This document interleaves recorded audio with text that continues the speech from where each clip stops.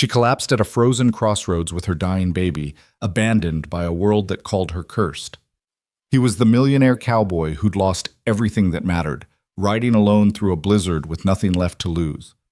When their eyes met in that storm, two broken souls found something neither expected: a reason to survive. This is the story of Elena and Colton, two outcasts who defied a cruel world to build love from ashes. Stay with me until the end, and comment what city you're watching from so I can see how far this story travels. The wind screamed across the Wyoming plains like a living thing bent on murder. Elena Moore had stopped feeling her feet 3 miles back. Maybe 4. The world had become a white blur of pain and cold, and she'd lost track of time somewhere between the last town that chased her out and the endless stretch of frozen nothing that would become her grave. Her arms burned. Not from cold. She'd passed that stage hours ago, but from the weight of the bundle pressed against her chest. Lila. 8 months old. Still breathing, though each tiny breath came slower than the last. "Just a little further, baby," Elena whispered through cracked lips. Her voice barely carried over the howling wind. Just a little. Her boot caught on something buried in the snow. A rock. A frozen rut. It didn't matter. Elena's knees buckled and she went down hard, twisting her body at the last second to take the impact on her shoulder instead of crushing the baby against her chest. The snow embraced her like a lover, cold, final, almost gentle. She lay there staring up at the gray sky, snowflakes landing on her eyelashes and melting from the last remnants of warmth in her body. Her arms remained locked around Lila, but she could feel her strength draining away like water through cupped hands. This was it then. The end she'd been running from for 6 months. Elena had always imagined she'd feel more when death came. Fear, maybe. Regret? Rage at the injustice of it all. Instead, she felt only a distant sadness and a deep, bone-tired relief that the running would finally stop. Lila whimpered against her chest, and Elena's heart cracked. "I'm sorry, sweetheart," she breathed. "I'm so sorry I couldn't. I tried." The words died in her throat. There were no words big enough to hold her failure. She'd promised to protect this child, and now they would both freeze in the middle of nowhere, 2 more forgotten casualties of a world that had no mercy for the powerless. Elena closed her eyes. She didn't hear the hoofbeats at first. The wind swallowed sound, twisted it, made ghosts of every noise. But then the rhythm broke through, steady, purposeful, growing closer. With tremendous effort, Elena forced her eyes open. Through the curtain of falling snow, she saw him. A rider, tall in the saddle, broad-shouldered, his face hidden beneath the brim of a dark hat. His horse was massive, black as midnight, its breath steaming in the freezing air. They looked like something out of a fever dream, man and beast moving through the storm as if the cold couldn't touch them. Elena tried to speak, but her voice had abandoned her. She could only watch as the rider drew closer, then stopped about 10 feet away. For a long moment, he sat perfectly still, studying her. Elena couldn't see his face clearly, but she felt the weight of his gaze. Most men looked at a woman lying in the snow with either pity or predation. She'd learned to recognize both. This man's stare held neither. It was something else, something careful and considering, like he was working through a complicated problem in his head. "You're dying," he said finally. His voice was low, rough-edged, with the flat accent of someone born to these plains. Elena managed a weak nod. What else was there to say? "The baby?" She clutched Lila tighter, and the rider seemed to understand. He dismounted in one smooth motion, his boots crunching in the snow. He was tall, well over 6 feet, with the lean, powerful build of a man who'd spent his life working with his hands. As he came closer, Elena got her first clear look at his face. He was younger than she'd expected, maybe 35, with strong features weathered by wind and sun. Dark hair showed beneath his hat, and his eyes, gray as the winter sky, held a hollowness that Elena recognized immediately. She'd seen that same emptiness in her own reflection, the eyes of someone who'd lost everything. He crouched beside her, and Elena instinctively tried to pull away. Her body wouldn't cooperate. She managed only a slight shifting that sent pain shooting through her frozen limbs. "Easy," the man said quietly. "I'm not going to hurt you." Every survival instinct Elena had learned in 6 months of running screamed at her not to trust him. Strange men didn't stop for dying women out of kindness. They stopped for other reasons. But Lila was dying, and Elena was too weak to run, even if she'd had somewhere to run to. The man pulled off his glove and reached toward the bundle in her arms. Elena tried to speak, to protest, but he was already carefully pulling back the blanket just enough to see Lila's face. His jaw tightened. The baby's lips were turning blue. "How long have you been out here?" he asked. "Since morning." Elena's voice came out as a rasp. "Please, my baby, if you could just take her somewhere warm and leave you here to die? I'm already—" Elena's throat closed. She forced the words out. "I'm already gone. Just, please, she's innocent." The man was quiet for a long moment, his gray eyes moving from Lila's face to Elena's. Then, without a word, he scooped both of them up as if they weighed nothing at all. Elena's head lolled against his chest. Through the heavy fabric of his coat, she could hear his heartbeat, steady, strong, alive. The last thing she remembered before darkness claimed her was the rhythm of that heartbeat and the gentle rocking motion as he lifted her onto his horse. When consciousness returned, it came in fragments. Warmth, blessed, impossible warmth seeping into her frozen flesh. The crackle of fire. A rough wool blanket against her skin. The soft sound of Lila crying, weak but alive. Elena's eyes flew open. She was lying on a narrow cot in what looked like a small cabin. Rough timber walls, a single window showing twilight sky, and a potbelly stove in the corner radiating heat like the sun itself. "Don't move too fast," the man's voice came from her left. "You'll make yourself sick." Elena turned her head. Even that small movement sent the room spinning, and saw him crouched by the stove, holding Lila wrapped in what looked like his own shirt. He was feeding her something from a tin cup, tilting it carefully so small sips of liquid touched her lips. "What?" Elena's voice cracked. "What are you—" "Goat's milk mixed with warm water," he said, without looking away from Lila. "Found a bit in the storage cellar. It's old, but it'll do until we can get something better." "We?" Now he did look at her, and Elena saw that hollow look again in his eyes. But something else, too. A flicker of dark humor, maybe. Or resignation. "You asked me to save her," he said. "Can't save a baby without saving her mother, too. Babies need their mothers." I never asked you to." "You're welcome." The words should have been sarcastic, but they weren't. He said them flatly, without emotion, like he was stating a simple fact. Elena tried to sit up. Her body screamed in protest, every muscle cramping, but she pushed through it until she was upright, swaying slightly. The man watched, but didn't try to stop her. "Where are we?"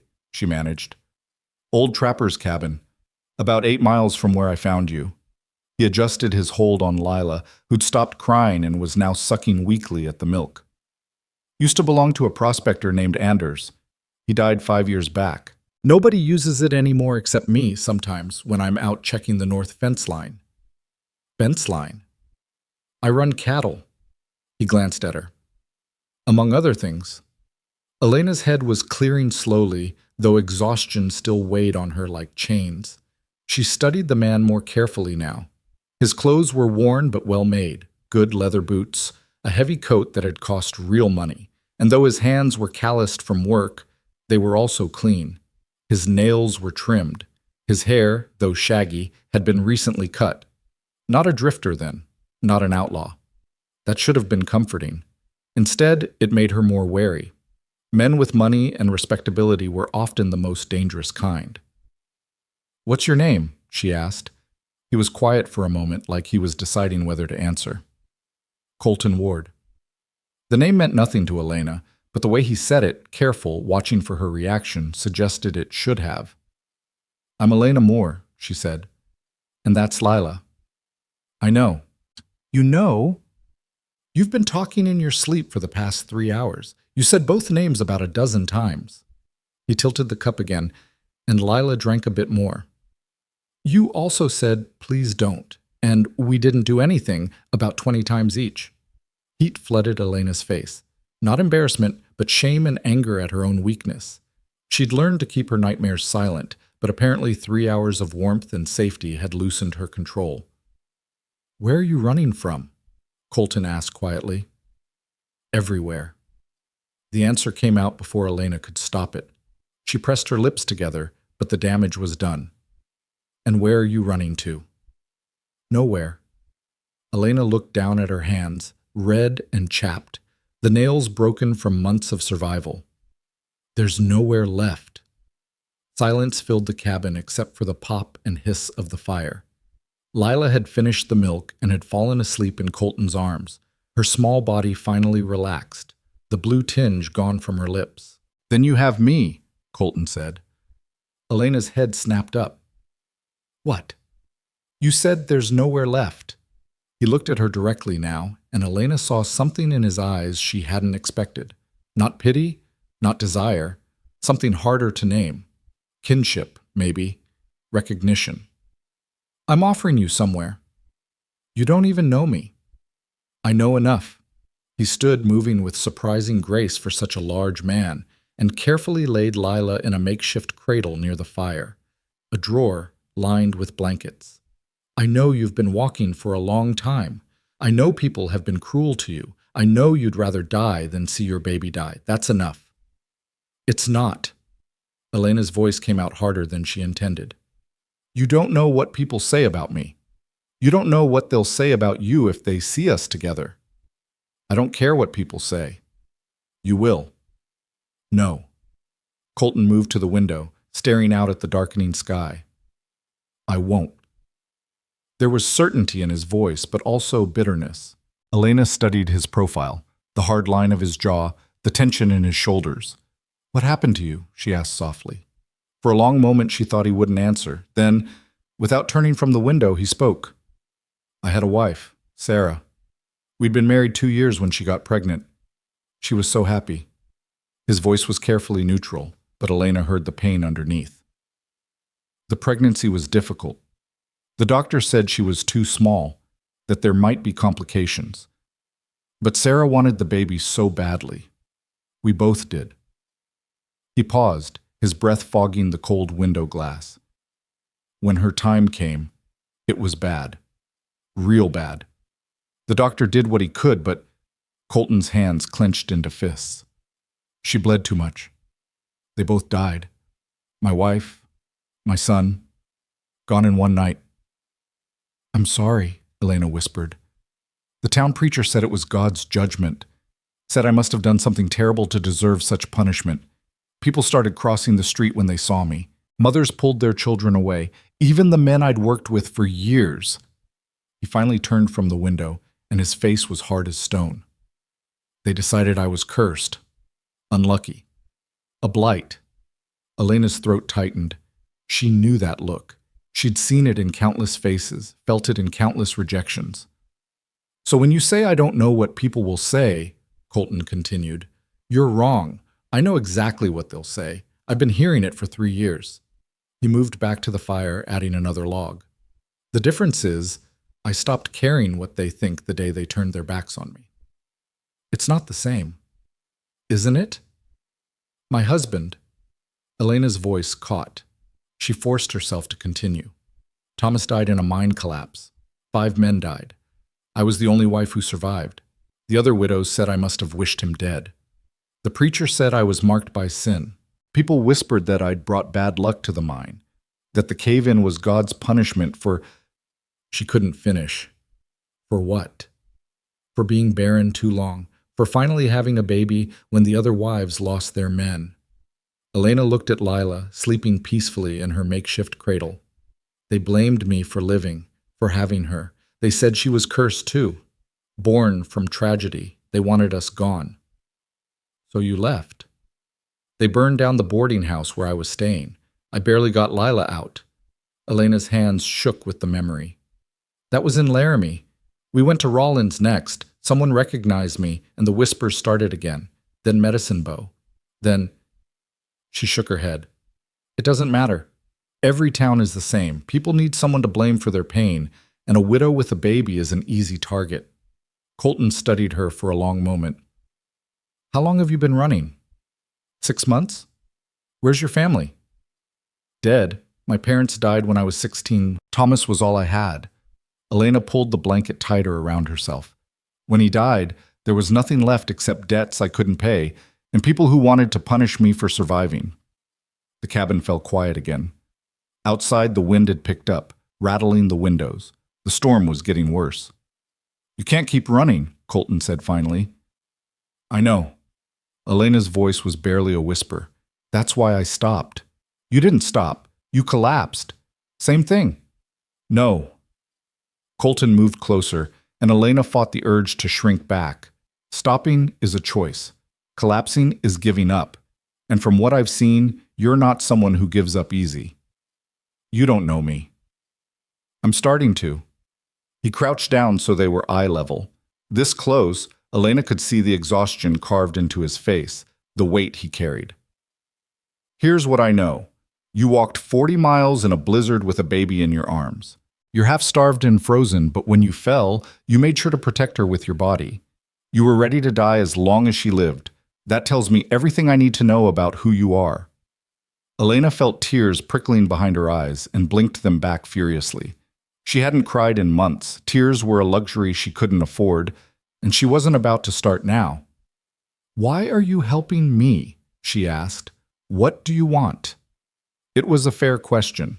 In Elena's experience, nobody helped without wanting something in return. Colton sat back on his heels, considering. "Honestly, I don't know.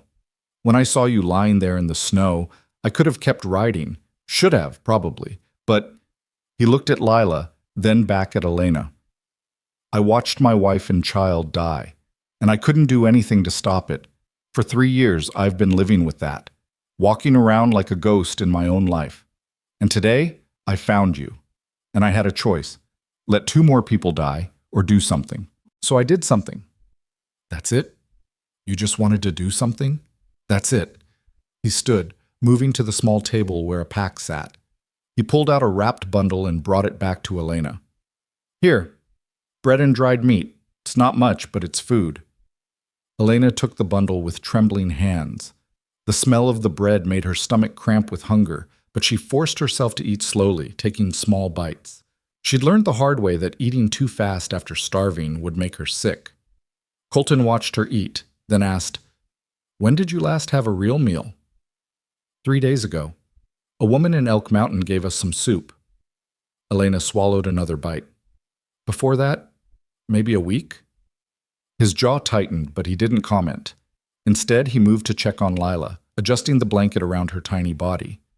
"She needs proper milk," he said, "and you need more than bread and dried meat. We'll head to my ranch at first light. It's about 15 miles south of here." Elena's guard immediately went up. "Your ranch? I've got a main house, a bunkhouse for hands, though I've only got 2 right now, and a dairy barn with fresh milk." He glanced at her. "You and the baby will have your own room, door that locks from the inside. I won't bother you. And in exchange, you work. I need help with the house, cooking, cleaning, mending. I'm not expecting charity, and I don't think you want charity either. You work, I pay you wages plus room and board. Fair trade." It sounded too good to be true, which meant it probably was. "What about when the town finds out?" Elena asked. "What about when they come to chase me away?" "My ranch is private property. They can't chase you off without going through me first." "They'll try anyway." "Let them." There was steel in his voice now. "I've got nothing left to lose, Elena. My reputation's already dirt. Having you and Lila at the ranch won't make it any worse." Elena wanted to argue, to point out all the ways this could go wrong. But the truth was, she was out of options. She could stay and accept his help, or she could leave at dawn and die within the week. The choice wasn't really a choice at all. "One condition," she said quietly. "What's that?" "If I feel like you're lying, if I think you want something from me that I can't give, I leave. No questions, no arguments. You let me go." Colton met her eyes. "Fair enough, but I've got a condition too." "What?" "You don't run without telling me why. You don't disappear in the night and leave me wondering if you're dead in a ditch somewhere." His voice roughened. "I've lost enough people. I'm not interested in adding more." The vulnerability in those words hit Elena harder than she expected. This man, This stranger who'd saved her life was asking her for something so simple. Don't make him wonder. Don't make him worry. Don't add another ghost to haunt him. She could give him that much, at least. All right, Elena said. I promise I won't leave without telling you. And I promise I won't give you a reason to leave. They stared at each other across the firelit cabin, two wounded people making promises they both hoped they could keep. Outside, the storm raged on, but inside, for the first time in longer than Elena could remember, she felt something other than fear. It wasn't trust. Not yet. But it was close. It was possibility. It was hope. Elena woke twice in the night. The first time Lila was crying, a thin, hungry wail that cut straight through sleep. Before Elena could struggle out of bed, she heard Colton moving in the darkness, his footsteps crossing the cabin floor. I've got her, he said quietly. Go back to sleep. Elena should have protested. She'd been taking care of Lila alone for 6 months, and accepting help felt like admitting weakness. But exhaustion was a weight she couldn't lift, and the sound of Colton's low voice murmuring to the baby was oddly comforting. She fell back asleep to the sound of him mixing milk and warming it by the fire. The second time she woke, it was deeper into the night. The fire had burned down to embers, and the cabin was filled with shadows. Elena lay still, listening. Someone was breathing wrong, too fast, too harsh. She turned her head and saw Colton sitting at the small table, his head in his hands. His shoulders were rigid, his whole body tense like he was fighting something invisible. A nightmare, Elena realized, or a memory. Sometimes they were the same thing. She should have looked away, given him privacy, but something in his posture, the utter aloneness of it, made her speak. Colton? His head snapped up, and even in the dim light she could see the sheen of sweat on his face. For a moment he looked lost. Then his eyes focused on her, and he seemed to come back to himself. Sorry, he said roughly. Didn't mean to wake you. You didn't. Are you all right? He laughed, but there was no humor in it.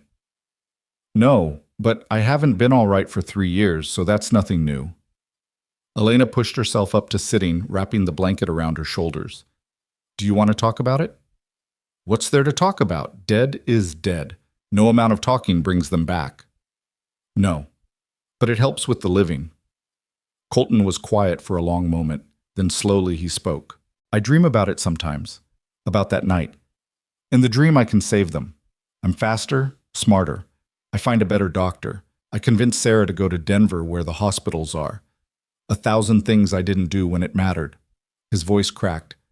But every time I wake up and they're still dead, and I'm still here. I know, Elena whispered. Do you? I dream about the mine collapse. In my dreams, I convince Thomas to stay home that day. He's sick, or there's a storm, or I'm pregnant again and I ask him not to go. And he lives. She pulled her knees to her chest. But then I wake up, and he's still dead, and people still blame me for living. They sat in the darkness, two people bound by loss and guilt and the cruel certainty that some things couldn't be changed no matter how hard you wished. Do you think... Colton started, then stopped. What? Do you think we're being punished? The way the preachers say? Elena thought about that. She'd asked herself the same question 1,000 times during the long months of running. No, she said finally. I think terrible things happen, and people need someone to blame because randomness is too frightening. It's easier to believe in punishment than to accept that sometimes life is just cruel for no reason. That's a grim philosophy. It's an honest one. Colton smiled slightly, the first real smile she'd seen from him. It transformed his face, making him look younger, less haunted. You're tougher than you look, Elena Moore. I've had to be. Yeah. He stood, moving to add more wood to the fire.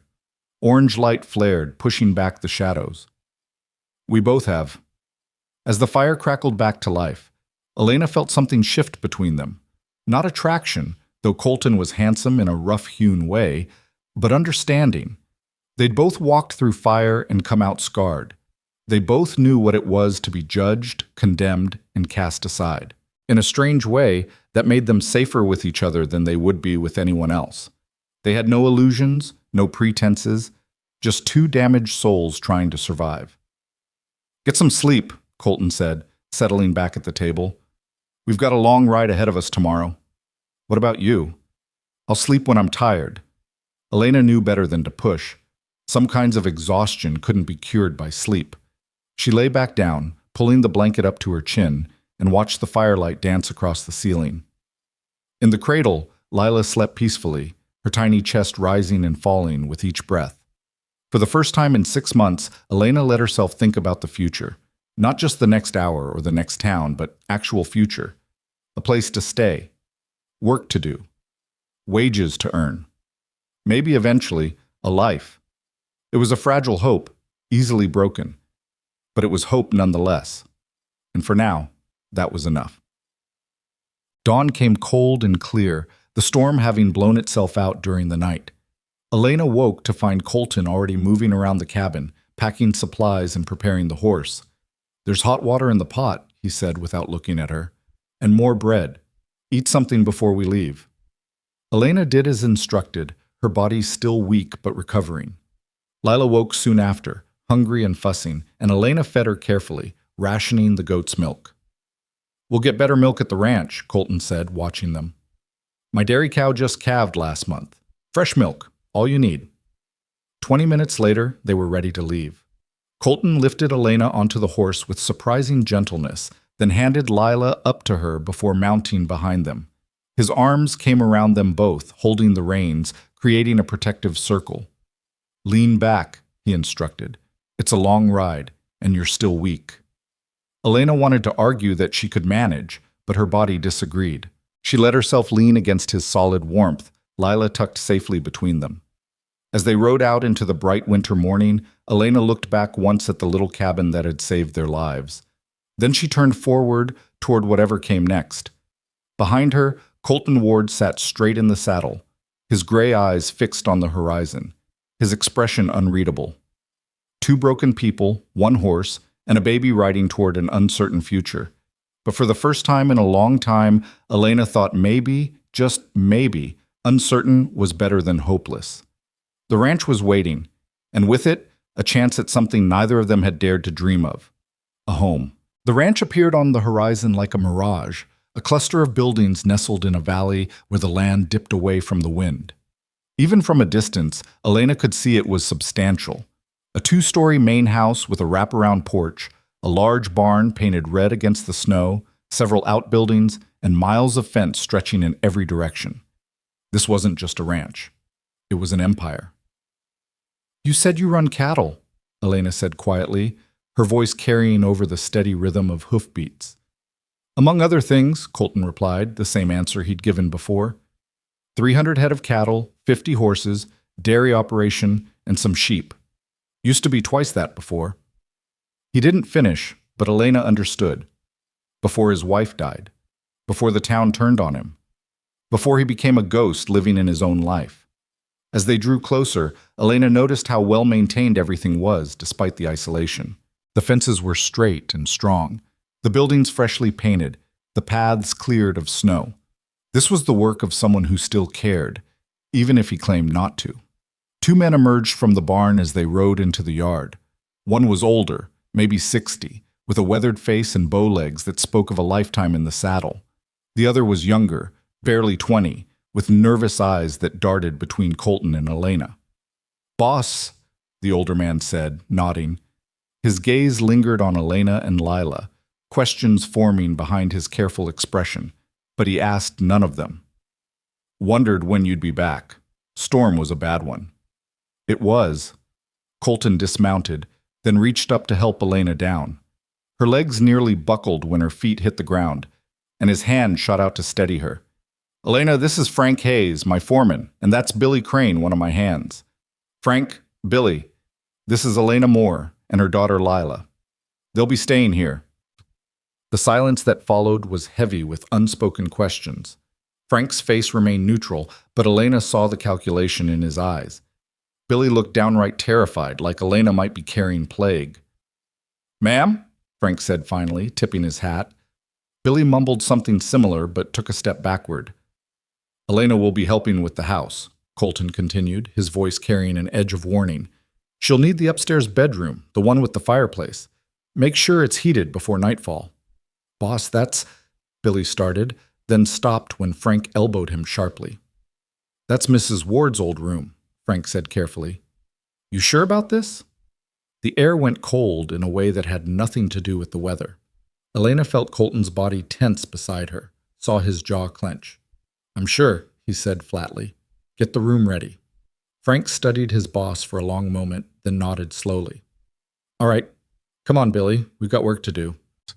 As the two men headed toward the house, Elena heard Billy's whispered protest. But Frank, you know what people will say? What people say isn't our business, Frank's voice carried back. Boss's decisions are his own. We work here, we don't judge. You got that? Their voices faded as they entered the house. Elena stood in the yard holding Lila, feeling the weight of what she'd walked into. She'd known there would be complications, but standing here in the dead woman's home, about to sleep in the dead woman's room, made everything suddenly, violently real. You don't have to give me her room, Elena said quietly. It's the warmest room in the house. Lila needs warmth. Colton's voice was controlled, but Elena heard the pain underneath. Sarah would have wanted someone to use it. She hated waste. Colton, it's been empty for 3 years. It's just a room. He turned toward the house, effectively ending the conversation. Come on, you need food and rest. Elena followed him up the porch steps, each one feeling like crossing a threshold she couldn't return from. The front door opened into a large parlor that had once been beautiful and could be again. Good furniture sat beneath layers of dust. Expensive rugs covered the floor, their colors muted by neglect. A massive stone fireplace dominated one wall, cold and dark. This was a house that had stopped living. Colton led her through the parlor to a kitchen that was cleaner than the rest, clearly the only room he actually used. A large table sat in the center, scarred from years of use. Pots hung from hooks on the wall. A pump sink stood beneath a window overlooking the barn. Sit, Colton instructed, pointing to a chair. I'll get milk for the baby. Elena sat, grateful to be off her feet. Lila had woken and was looking around with wide eyes, taking in the new surroundings. Elena held her close, breathing in her baby smell, trying to quiet the anxiety clawing at her chest. What was she doing here? She didn't belong in this house, in this dead woman's space. She was an intruder, a ghost replacing a ghost. Colton returned with a bottle of fresh milk, still warm from the cow. He handed it to Elena, who tested it on her wrist before offering it to Lila. The baby latched on hungrily, and Elena felt a rush of relief. Real milk, fresh and clean and plentiful. Thank you, she whispered. Colton nodded and moved to the stove, where he began pulling out supplies. Within minutes, the smell of bacon filled the kitchen, followed by eggs and bread toasting on the iron surface. Elena watched him work, surprised by his competence. Most men she knew couldn't boil water without supervision. You cook, she observed. I eat. He flipped the bacon with practiced ease. Learning to cook was easier than starving. What about Frank and Billy? Don't they eat here? They take meals in the bunkhouse mostly. Prefer it that way. He slid eggs onto a plate, added bacon and bread, and set it in front of Elena. Eat. All of it. Elena stared at the food, more than she'd seen in weeks, and felt her throat tighten. This is too much. You're half starved. Your body needs fuel. He poured coffee into a mug, black and strong. Drink this too. You'll need your strength if you're going to be working. The mention of work steadied Elena. This wasn't charity. This was employment. She picked up the fork and began to eat, forcing herself to go slowly despite her body's demand to devour everything immediately. Colton sat across from her with his own plate, eating in silence. The only sounds were the clink of silverware and Lila's contented nursing. It should have been awkward, but somehow it wasn't. They'd moved past small talk in that cabin. There was no need for pretense now. Tell me about the work, Elena said between bites. What exactly do you need? Everything. Colton gestured at the dusty parlor visible through the doorway. The house has been neglected. I keep the kitchen functional and my bedroom clean, but the rest... He shrugged. I couldn't bring myself to touch Sarah's things. Frank offered once, but I told him no, so everything just sits. collecting dust and memories. And you want me to clean it? I want you to make it livable again. Not the same. It can't be the same, but something. A house instead of a mausoleum. His gray eyes met hers. If you can't do that, if it's too much, tell me now. Elena thought about it. She'd be touching another woman's possessions, reorganizing another woman's home, sleeping in another woman's bed. It should have felt wrong, but she'd spent 6 months in other people's spaces, temporary and unwelcoming. She'd learned to adapt, to make herself small and unobtrusive. Maybe here she could do the opposite. Maybe she could expand, fill the empty spaces, make them hers. Not replacing, rebuilding. I can do it, she said, but I'll need to know what you want kept and what can be changed. Relief flickered across Colton's face. Keep anything that matters.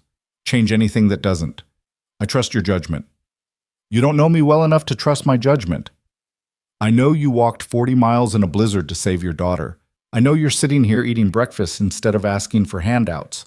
I know you're already planning how to earn your keep. He leaned back in his chair. That's enough. Before Elena could respond, the back door opened and Frank stepped in, stomping snow from his boots. Room's ready, boss. Got a good fire going. Found clean linens in the cedar chest. Made up the bed. Should be warm enough by now. His eyes flicked to Elena. Anything else you need, ma'am? No, thank you, Elena said. I appreciate your help. Frank nodded and turned to leave, then paused.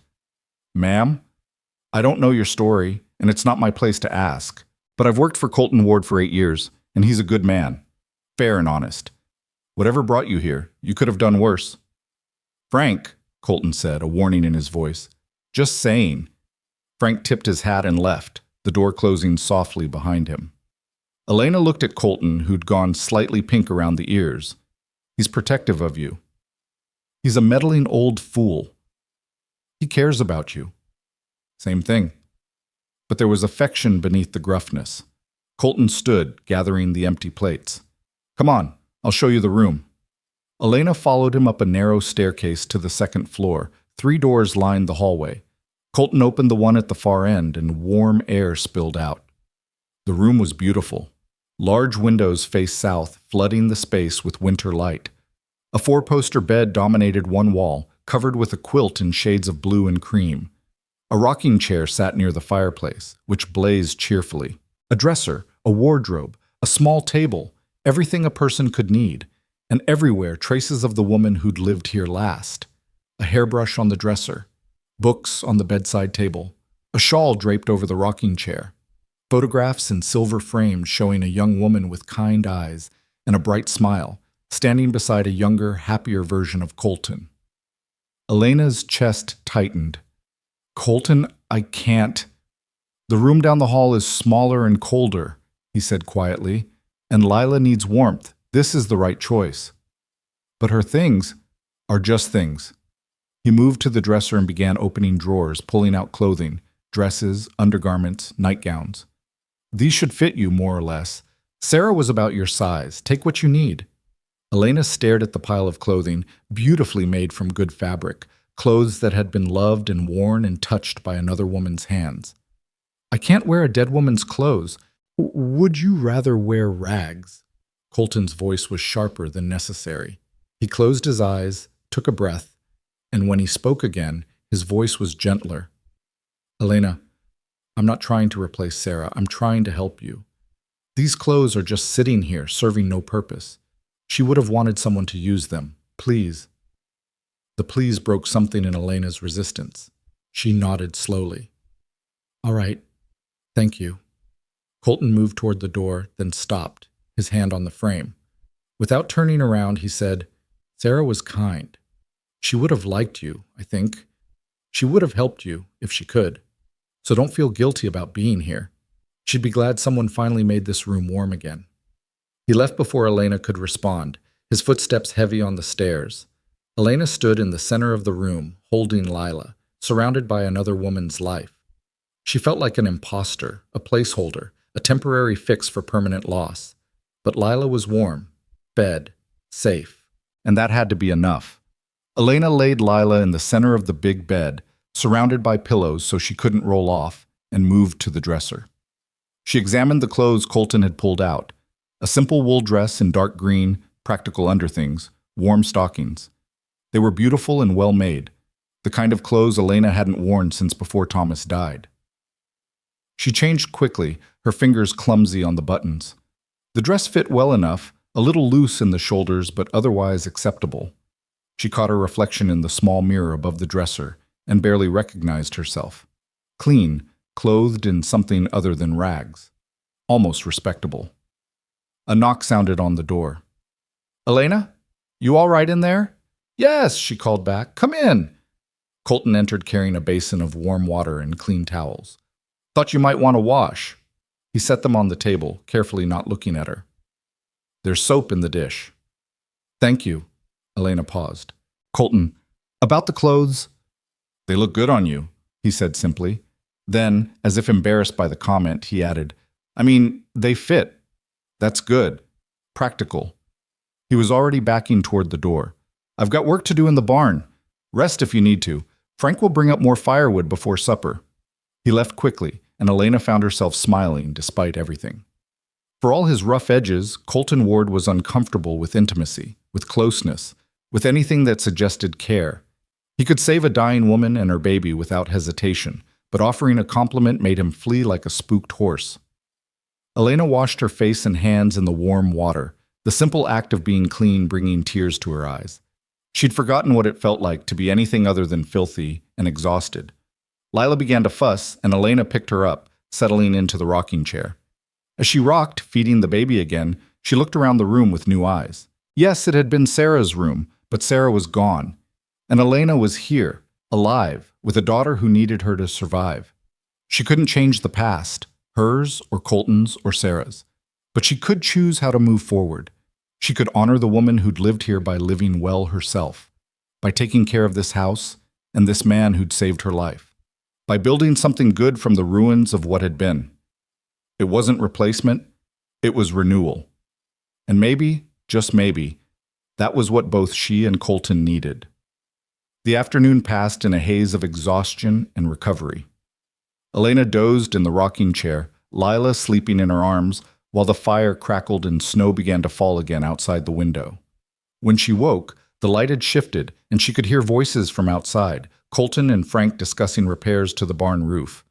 Elena laid Lila on the bed and went to the window. Below, she could see Colton gesturing at something, Frank nodding. Billy was leading horses from the barn to the paddock, his movements efficient despite his youth. This was a working ranch, well run despite the owner's grief. Whatever else Colton Ward was, he wasn't a man who shirked responsibility. A knock came at the door, quieter this time. "Ma'am, it's Frank. Got firewood for you." "Come in." Frank entered with an armload of split logs, which he stacked neatly beside the fireplace. He was careful to keep his eyes down, respectful of her privacy. "Thank you," Elena said. "Yes, ma'am." He straightened, hat in hand. "Boss wanted me to tell you supper will be at 6. He'll bring it up if you're not feeling strong enough to come down." "I can come down." Elena didn't want to be coddled, didn't want to become another burden. "I should start earning my keep." Frank's weathered face creased in what might have been approval. "Boss said you'd say that. He also said to tell you there's no rush. You've been through hell, and you need rest more than we need help right away." Did he really say hell? His exact word, ma'am. Frank's eyes twinkled briefly. He doesn't sugarcoat much. I've noticed. Elena glanced at Lila, still sleeping peacefully. "Frank, can I ask you something?" "Yes, ma'am." "What kind of man is Colton Ward, really?" Frank considered the question carefully. "He's the kind of man who pays fair wages and never cheats. The kind who'll work alongside his hands instead of just giving orders. The kind who saved my life once when I got thrown from a horse and busted my leg 3 miles from anywhere." He paused. "He's also the kind of man who's been dying slowly for 3 years, and nobody could figure out how to help him. Until today." "I'm not here to save him," Elena said quietly. "Didn't say you were." Frank moved toward the door. "But sometimes 2 broken people can hold each other up when neither can stand alone. That's not saving, that's surviving." He left Elena with those words hanging in the air. She returned to the window, watching Colton work below. His movements were economical, practiced, purposeful. A man who knew exactly what he was doing and did it well. She thought about Frank's words, two broken people holding each other up. It wasn't a romantic notion. It was practical, necessary. A partnership of convenience born from mutual need. She could live with that. At 6 o'clock, Elena made her way downstairs with Lila in her arms. The house was warmer now, the kitchen bright with lamplight. Colton was at the stove again, and the smell of stew filled the air. "Beef stew," he said without turning. "And biscuits, nothing fancy." "It smells wonderful." Elena settled into a chair, adjusting Lila on her lap. "Can I help with anything?" "You can eat and rest. Tomorrow you can help." He ladled stew into bowls, set them on the table along with a plate of golden biscuits. "How are you feeling?" "Better. Tired, but better." "Good." He sat across from her and they began to eat. After a few minutes of silence, Colton said, "Frank told me you asked about me." Elena felt heat creep up her neck. "I didn't mean to pry." "It's not prying. You're living here. You have a right to know who you're living with." He broke open a biscuit, steam rising. "What did he tell you?" "That you're fair, honest, that you work hard." Elena hesitated. "That you've been dying slowly for 3 years." Colton's hand stilled. "Frank talks too much." "Does he? Or does he just see clearly?" "Both." Colton met her eyes. "He's not wrong, though. After Sarah died, I went through the motions. Ran the ranch because it needed running. Ate because I had to. Slept when exhaustion forced me. But I wasn't living. I was just existing. And now? Now I have something to do besides feed cattle and fix fences." He gestured at Lila. "Now I have a reason to make sure the house is warm and the food is decent. It's not much, but it's more than I've had. I'm not your purpose, Colton. Neither is Lila." "I know, but maybe you're a beginning." He stood, clearing the dishes. "Maybe that's enough." They finished the meal in companionable silence. Afterward, Elena insisted on washing the dishes while Colton prepared bottles of milk for Lila's nighttime feedings. They moved around each other in the kitchen like they'd been doing this for years instead of hours, an easy rhythm developing between them. "Tomorrow," Colton said as Elena dried the last plate, "I'll show you the rest of the house. You can decide where to start with the cleaning. Take your time. Do what you can. I'm not expecting miracles." "What are you expecting?" He thought about it. "Honestly, just for you to be here. Just for the house to feel less empty." He looked embarrassed. "That probably sounds pathetic." "No," Elena said softly. "It sounds lonely." "Same thing, isn't it?" "Not quite. Lonely means you wish it was different. Pathetic means you've given up on it ever-changing." She set down the towel. "You haven't given up, Colton. If you had, you would have ridden past me yesterday." Something shifted in his expression. Surprise, maybe, or recognition. "You're right. I haven't given up." He smiled slightly. "I'm not sure when I decided that, but I did." "Good." Elena picked up Lila, who was starting to fuss. "Then neither of us has given up, and that means we have a chance." "A chance at what?" "I don't know yet, but something better than what we had." Colton nodded slowly. "Something better than what we had. I'll take those odds." As Elena carried Lila upstairs, she heard Colton banking the fire, locking the doors, settling the house for the night. The sounds were domestic, normal, comforting. The sounds of a home where people lived instead of just existed. In Sarah's room, no, in her room now, Elena laid Lila in the bed and changed into the borrowed nightgown. She climbed under the covers, the mattress soft beneath her, the fire warm on her face. For 6 months she'd slept in barns, under bridges, in abandoned shacks, always cold, always afraid, always ready to run. But tonight, in this house with this broken man downstairs, she felt something she'd almost forgotten. Safety. It was fragile. It could shatter. But for tonight, it was real. And as Elena drifted toward sleep, Lila warm beside her and the fire crackling softly, she let herself hope that maybe, just maybe, they'd found more than shelter. Maybe they'd found a home. 3 weeks passed like a careful dance between two people learning each other's rhythms. Elena rose before dawn each morning, fed Lila, then came downstairs to find Colton already in the kitchen making coffee. They'd share breakfast in quiet companionship before he headed out to work the ranch. and she began the enormous task of bringing the house back to life. She started with the parlor, carefully packing away Sarah's most personal items, photographs, letters, a music box that played a tinny waltz, and storing them in the attic where Colton could decide their fate when he was ready. The rest she cleaned with methodical precision, washing windows until they sparkled, beating rugs until no more dust emerged, polishing furniture until it gleamed. The house began to breathe again. Colton would come in for lunch, his boots stomping on the porch, and stop in the doorway of whatever room Elena was working in. He never said much, but she'd catch him looking around with something like wonder, as if he couldn't quite believe his home was becoming a home again. "You don't have to work this hard," he told her one afternoon, finding her on her hands and knees scrubbing the kitchen floor. "Yes, I do." Elena sat back on her heels, pushing hair from her face.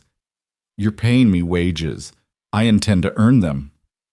"I'd pay you just for being here." "I know. That's why I work this hard." She dipped the brush back in the bucket. "I don't want charity, Colton. I want to be useful." He'd left without another word, but that evening she found a new mop leaning against the kitchen door and a bar of gentler soap that wouldn't crack her hands. The nights were harder. After supper, after the dishes were done, and Lila was asleep, Elena would sit in the parlor with mending or knitting while Colton read the newspaper or worked on ranch accounts.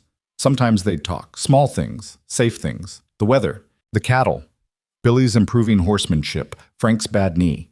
But sometimes the silence would stretch too long, and Elena would look up to find Colton staring at nothing, his face hollow with old grief. She'd learned not to ask if he was all right.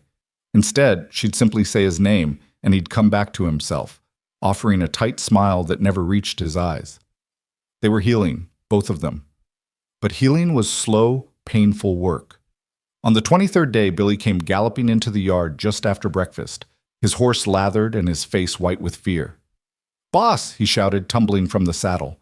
"Boss, they're coming!" Colton came out of the barn at a run, Elena right behind him. "Who's coming?" "Men from town, 5 of them, maybe 6. I was checking the south fence and saw them on the road." Billy was gasping for breath. "They're headed this way, and they don't look friendly." Elena's blood turned to ice. She'd known this moment would come. She'd just hoped for more time. Colton's face went hard as stone. "Frank, get out here!" The foreman emerged from the tack room, took one look at Billy, and swore under his breath. "Trouble?" "Riders from town." Colton's voice was clipped. "Billy, get the horses into the far pasture. Frank, you're with me. We'll meet them at the gate." "Colton," Elena started. "Go inside. Take Lila upstairs. Stay there until I come for you." "I won't hide." "Elena." His eyes met hers, and she saw fear there. Not for himself, but for her. "Please, just this once. Let me handle this." She wanted to argue, to stand beside him, to face whatever was coming, but Lila was upstairs, vulnerable and innocent, and Elena's first duty was to her daughter. "All right," she whispered. "But Colton, be careful." He nodded once, then turned to face the road where dust was already rising from approaching riders. Elena ran inside, up the stairs, to the bedroom where Lila lay napping in a shaft of winter sunlight. She scooped up her daughter, held her close, and moved to the window where she could see the front gate. 5 men on horseback rode into the yard like they owned it. Elena recognized the type immediately. Prosperous, respectable, the kind of men who made decisions about other people's lives over brandy and cigars. The leader was tall and heavy-set, with steel gray hair and a thick mustache. He wore a banker's suit under his heavy coat. Beside him rode a thin man in black, a preacher judging by his collar. The other 3 were younger, harder-looking men who sat their horses with the easy confidence of those accustomed to getting their way. Colton stood at the gate, Frank at his shoulder. Even from a distance, Elena could see the tension in Colton's body, the way his hands hung loose at his sides, ready. "Ward," the banker called out, not bothering to dismount. "We need to talk." Then talk, Morrison. But do it from there. You're not welcome on my property." Morrison's face reddened. "Now see here." "You see here."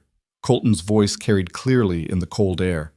3 years ago, when my wife died, you and your friends decided I was cursed. You stopped doing business with me. You crossed the street to avoid me.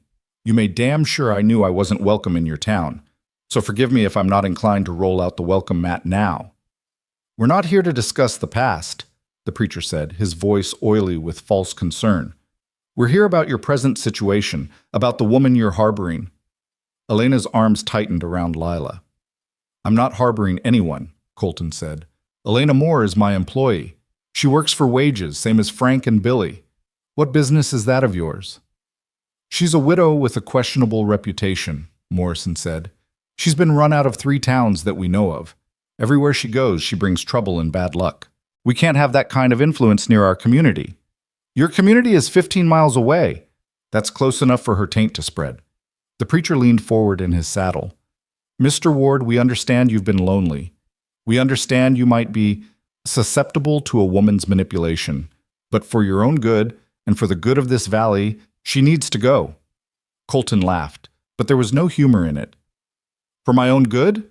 That's rich, coming from men who abandoned me when I needed help. Where were you when Sarah died? Where were you when I was drowning in grief and couldn't see a way forward? You were busy protecting yourselves from my bad luck. Now you want to tell me what's good for me? We're trying to protect you from making a terrible mistake, Morrison said. This woman has a name. Use it. Fine. Elena Moore is dangerous. She's a curse, Ward. Her husband died and she lived. The other widows lost everything. People have suffered wherever she's gone. And now she's here, with you. And we won't stand by and watch another tragedy unfold. Frank spoke up, his voice rough with anger. The only tragedy I see is 5 grown men riding out here to bully a woman and a baby. You ought to be ashamed. Stay out of this, Hayes, one of the younger men said. This doesn't concern you. The hell it doesn't. I work here. Anything that concerns this ranch concerns me. Morrison's horse shifted, sensing its rider's agitation. Ward, we're not here to argue. We're here to tell you how it's going to be. That woman leaves today, or there will be consequences. What kind of consequences? Colton's voice went dangerously quiet. The bank holds the note on your south section. That note comes due in 6 months. I could make it due immediately if I wanted. You'd call in a loan over this? I'd call in a loan to protect this community from a curse. Morrison's face was hard. We've already lost too much to tragedy and bad luck. We won't risk more. Elena pressed her forehead against the cool glass, bile rising in her throat. It was happening again. Always the same script, the same accusations, the same ending. She should have known better than to hope for something different. Below, Colton stood perfectly still. When he spoke, his voice carried across the yard like a whip crack. No. Morrison blinked. What? I said no. Elena stays. Call in the loan if you want. I'll pay it off. I've got the money. Do you? Because I heard your herd losses were significant last winter. I heard you've been struggling to keep this place running. You heard wrong. Colton's voice was steel. I can pay what I owe, and you know it. This isn't about money or loans. This is about you being terrified of something you don't understand, so you're trying to destroy it. The preacher spoke again, his voice taking on a sanctimonious tone. Mr. Ward, I've known you since you were a boy. Your father was a good man, a godly man. What would he think of you taking in a woman of questionable virtue? A woman who may be carrying the devil's mark? My father would think I'm doing what's right. He'd be proud that I'm not turning away someone in need. Colton took a step forward. And if you ever insult Elena or question her virtue again, preacher, you and I are going to have a very different kind of conversation. Are you threatening a man of God? I'm threatening a man who's using God as an excuse for cruelty. There's a difference. Morrison held up a hand, trying to regain control. Ward, let's be reasonable. We're not asking you to throw her out in the cold. We're simply saying she can't stay here. Give her some money, send her on her way to the next town. Let her be someone else's problem. She's not a problem. She's a woman who needed help, and I gave it. End of story. It's not the end, one of the younger men said. It's just the beginning. When bad things start happening, and they will, remember we warned you. The only bad thing happening is this conversation. Frank moved to stand beside Colton. I think you gentlemen should leave now. We're not done. Yes, Colton said flatly. You are. Get off my land. Morrison's face went purple with rage. You're making a mistake, Ward, a big one. Don't come crying to us when everything falls apart. I wouldn't come to you if I was dying of thirst and you had the only water in Wyoming. Colton pointed toward the road. Leave. Now. And don't come back unless you're invited. For a long moment, Elena thought Morrison might refuse. The tension stretched tight as a wire, ready to snap. Then the banker yanked his horse's head around and spurred it toward the road, the other 4 men following. But the preacher paused at the gate, turning back one last time. God have mercy on your soul, Colton Ward. You're choosing damnation. If loving my neighbor and showing mercy is damnation, Colton called after him, then I guess I'll see you in hell, preacher. The riders disappeared down the road in a cloud of dust and snow. For a long moment, Colton and Frank stood at the gate, watching them go. Then Colton's shoulders sagged, and he braced his hands on the fence post like his legs might give out. Frank said something Elena couldn't hear, clapped Colton on the shoulder, and headed back to the barn. Billy emerged from wherever he'd been hiding, his young face troubled. Colton stood alone at the gate for several more minutes, staring down the empty road.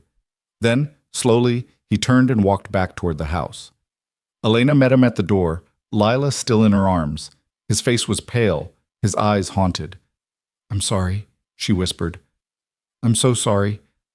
I should have left before they came. I should have—" "Don't." His voice was rough. "Don't apologize for other people's fear and stupidity. But the loan, if he calls it in, I'll pay it. I meant what I said. I have the money." He moved past her into the kitchen, poured himself water from the pump with shaking hands. "I should have expected this. I knew word would get around. I just thought—" He laughed bitterly. "I don't know what I thought." Elena set Lila in the cradle Colton had brought down from the attic last week and moved to stand beside him. "You thought they'd leave you alone. You thought you'd paid enough dues with 3 years of isolation that they'd let you have this one thing." "Yeah." He drank the water in one long swallow. "Stupid." "Not stupid. Human." Elena touched his arm gently. "Colton, I can leave. I can pack up right now and be gone by nightfall. I won't have you losing your ranch because of me." His hand came up, covering hers where it rested on his arm. His skin was cold, but his grip was firm. "No." "But no, Elena, you're not leaving. Not because of them." He turned to face her, and she saw something in his eyes she hadn't seen before. Not just determination, but defiance. Anger. And underneath it all, fear. "When Sarah died, I let them make me feel ashamed. I let them isolate me, punish me, treat me like I was cursed. I accepted it because part of me believed it. I believed I deserved to suffer. You didn't. I know that now. And I know that what they're doing to you is the same thing they did to me. They're scared of something they can't control. Death, tragedy, bad luck, so they find someone to blame. Someone vulnerable. Someone who can't fight back." His jaw clenched. "Well, I'm not letting it happen again. Not to you. Not on my watch. Colton, I'm not your responsibility. Maybe not, but you're my choice. And I choose to have you here, regardless of what they think." He released her hand, but his eyes held hers. "Unless you want to leave. If you do, I'll understand. I'll give you money, a horse, supplies, whatever you need. But don't leave because of them. Leave because you want to." Elena looked at this man who'd saved her life, who'd given her shelter and work and dignity when no one else would. This broken man who was standing up to his entire community for a woman he'd known less than a month. "I don't want to leave," she said softly, "but I'm afraid of what it will cost you." "Let me worry about that." "Colton, Elena." He said her name like a prayer and a plea.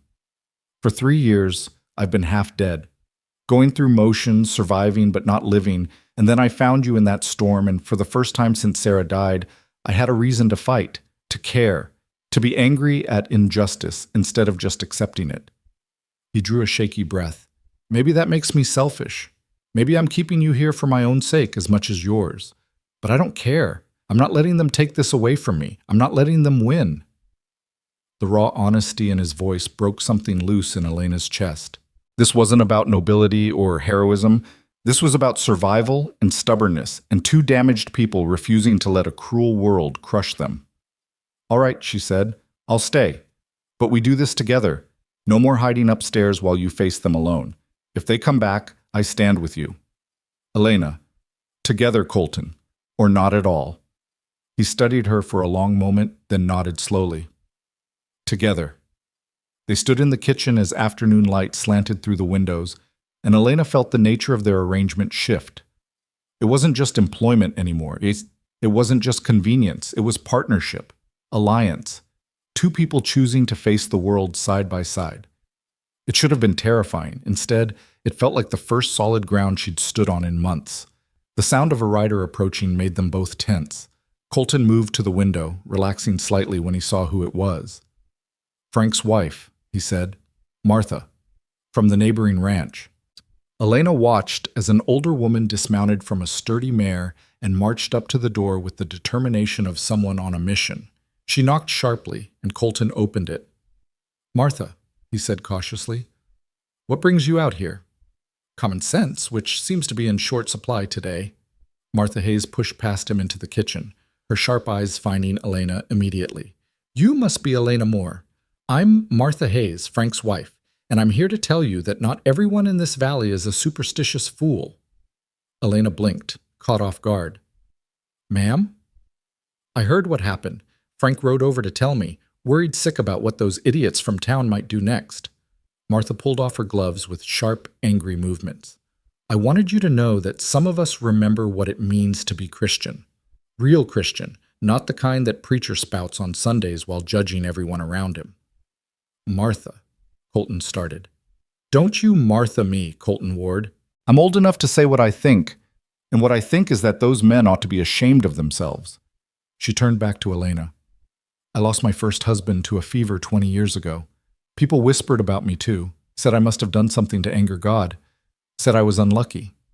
It's easier to blame a widow than admit that life is random and cruel sometimes. I appreciate that, Elena said quietly, but I don't want to cause trouble. You're not causing trouble. They are. Martha's voice softened slightly. My dear, trouble will come whether you're here or not. The question is whether you have people standing with you when it does. And I'm here to tell you that you do. You don't even know me. I know enough.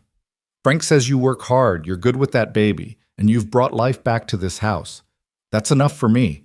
Martha glanced at Colton. And I know this man here has been dying by inches for 3 years, and suddenly he's fighting again. That's worth something. Colton's ears went pink. Martha, I'm fine. You're better than fine. You're alive again. Don't think I haven't noticed. She moved to the cradle where Lila was starting to wake, her face softening. Oh, look at this precious girl. May I? Elena nodded, and Martha lifted Lila with the practiced ease of someone who'd raised children. The baby looked up at her, curious but not afraid. She's beautiful, Martha said. How old? 8 months. A good age. Still small enough to hold, but starting to see the world. Martha rocked Lila gently. I have 4 grandchildren of my own, all grown now. I miss having babies around. Elena felt tears prick her eyes at the simple kindness of this stranger. After months of rejection and cruelty, Martha's acceptance felt like water in the desert. Thank you, she whispered. You don't know what this means. I know exactly what it means. Martha returned Lila to her mother. And I'm not the only one who feels this way. There are good people in this valley, Elena. People who remember what matters. We may not be as loud as the fools, but we're here. Morrison threatened to call in my loan, Colton said. He's serious about making trouble. Let him try. My second husband, Frank's brother, God rest him, was a banker himself before he died. I know how these things work. Morrison can't call in a loan without cause, and you being kind to a widow isn't cause. Martha's eyes glinted. Besides, if he tries, I'll make sure everyone knows he's using his position to bully people. That won't sit well with his other customers. Martha, I don't want you getting involved in this, Colton said. It could backfire. I'm already involved. The moment those men decided to ride out here and threaten you, they made it everyone's business. She pulled her gloves back on. Now I'm going back to my ranch to start making some visits. There are women in this valley who've been whispering about you, Colton. pitying you and gossiping about your isolation. Well, now they're going to hear the truth that you've done a Christian thing by helping someone in need, and if they have a problem with that, they can answer to me. She headed for the door, then paused. Elena, I'll be back in a few days with some supplies, things a woman and baby need. Don't argue, she added when Elena started to protest. It's not charity. It's neighborliness. And around here, we take care of our own. But I'm not. You are now. Martha's smile was fierce and warm. Welcome to the valley, my dear. It's not perfect, but it's home. She left in a swirl of skirts and determination, leaving Elena and Colton staring after her in stunned silence. Well, Colton said finally. That happened. Elena laughed, a shaky sound half relief and half disbelief. She's terrifying. She's the best friend you could have in a fight. Colton moved to the window, watching Martha ride away. Frank married into a hell of a family. Do you think she can help? Really? If anyone can, it's Martha. She's got more influence in this valley than Morrison realizes. People respect her. He turned back to Elena. But she's right about one thing. This isn't over. Morrison's too proud to back down now. He'll find other ways to make trouble. Then we'll deal with it together. Elena met his eyes. Like we said. Colton nodded, but Elena could see the fear still lingering in his expression. Not fear of Morrison or the town. Fear of something else, something deeper. What is it? She asked gently. I keep waiting for it all to fall apart, he admitted. For you to realize this is a mistake. For something terrible to happen that proves them right about curses and bad luck. I keep waiting for the other shoe to drop. Colton, when Sarah died, I felt like I'd been punched in the chest. Like someone had reached in and ripped out everything that mattered. And I swore I'd never let myself care about anything again because caring that much, losing that much. His voice cracked. I can't do it again, Elena. I can't survive it again. Elena understood what he wasn't saying. He was afraid. Afraid of caring about her and Lila. Afraid of building something only to watch it crumble. Afraid that opening his heart again would lead to nothing but more pain. She crossed the kitchen and took his hands in hers. They were rough, calloused, strong, hands that had built and worked and survived. I can't promise you that nothing bad will happen, she said softly. I can't promise we'll be safe forever, or that this will work out perfectly. Bad things happen to good people all the time. We both know that better than most. Then what? But I can promise you this. I won't leave unless you ask me to. I won't abandon you. I won't make you face the world alone. She squeezed his hands. You saved my life, Colton. You gave me and Lila a chance when no one else would. Let me return the favor. Let me stand with you. Let me help you remember what it feels like to be part of something instead of always being alone. Colton stared at their joined hands, and Elena saw the war playing across his face. Fear and hope, despair and possibility, the terrible weight of past loss battling against the fragile promise of a different future. I don't know if I remember how, he whispered. Then we'll learn together, both of us, one day at a time. He looked up at her then, and Elena saw tears in his eyes. This strong, stubborn man who'd faced down 5 riders without flinching was crying in his kitchen over the simple offer of companionship. I'm scared, he admitted. Me too. What if they're right? What if I am cursed? Then we're both cursed, and we'll be cursed together. Elena managed a small smile. Misery loves company, right? That startled a laugh out of him, rough and surprised. You're crazy. Probably, but so are you, for taking in a stranger from a snowstorm. Her smile widened. Looks like we're both crazy. That makes us perfect for each other. Perfect, Colton repeated, like he was testing the word. I wouldn't go that far. Then how about good enough? Can we be good enough for each other? He was quiet for a long moment, his gray eyes searching her face. Then, slowly he nodded. Yeah, we can be good enough. It wasn't a declaration of love, it wasn't a promise of forever, but it was real and honest and true. 2 broken people agreeing to shore up each other's wounds, 2 outcasts choosing alliance over isolation. It was enough. Colton pulled his hands free gently and wiped his eyes, embarrassed. Sorry, I don't usually... Don't apologize for being human. I keep forgetting how to be human. You keep reminding me. Good. Someone has to. Elena moved back to the stove, suddenly needing to do something with her hands. Now, are you going to help me with supper, or are you going to stand there looking broody all evening? I don't look broody. You absolutely do. Frank told me. He says it's your signature look. Frank talks too damn much. Elena laughed, and the sound filled the kitchen with warmth. Colton shook his head, but he was smiling as he rolled up his sleeves and moved to help her.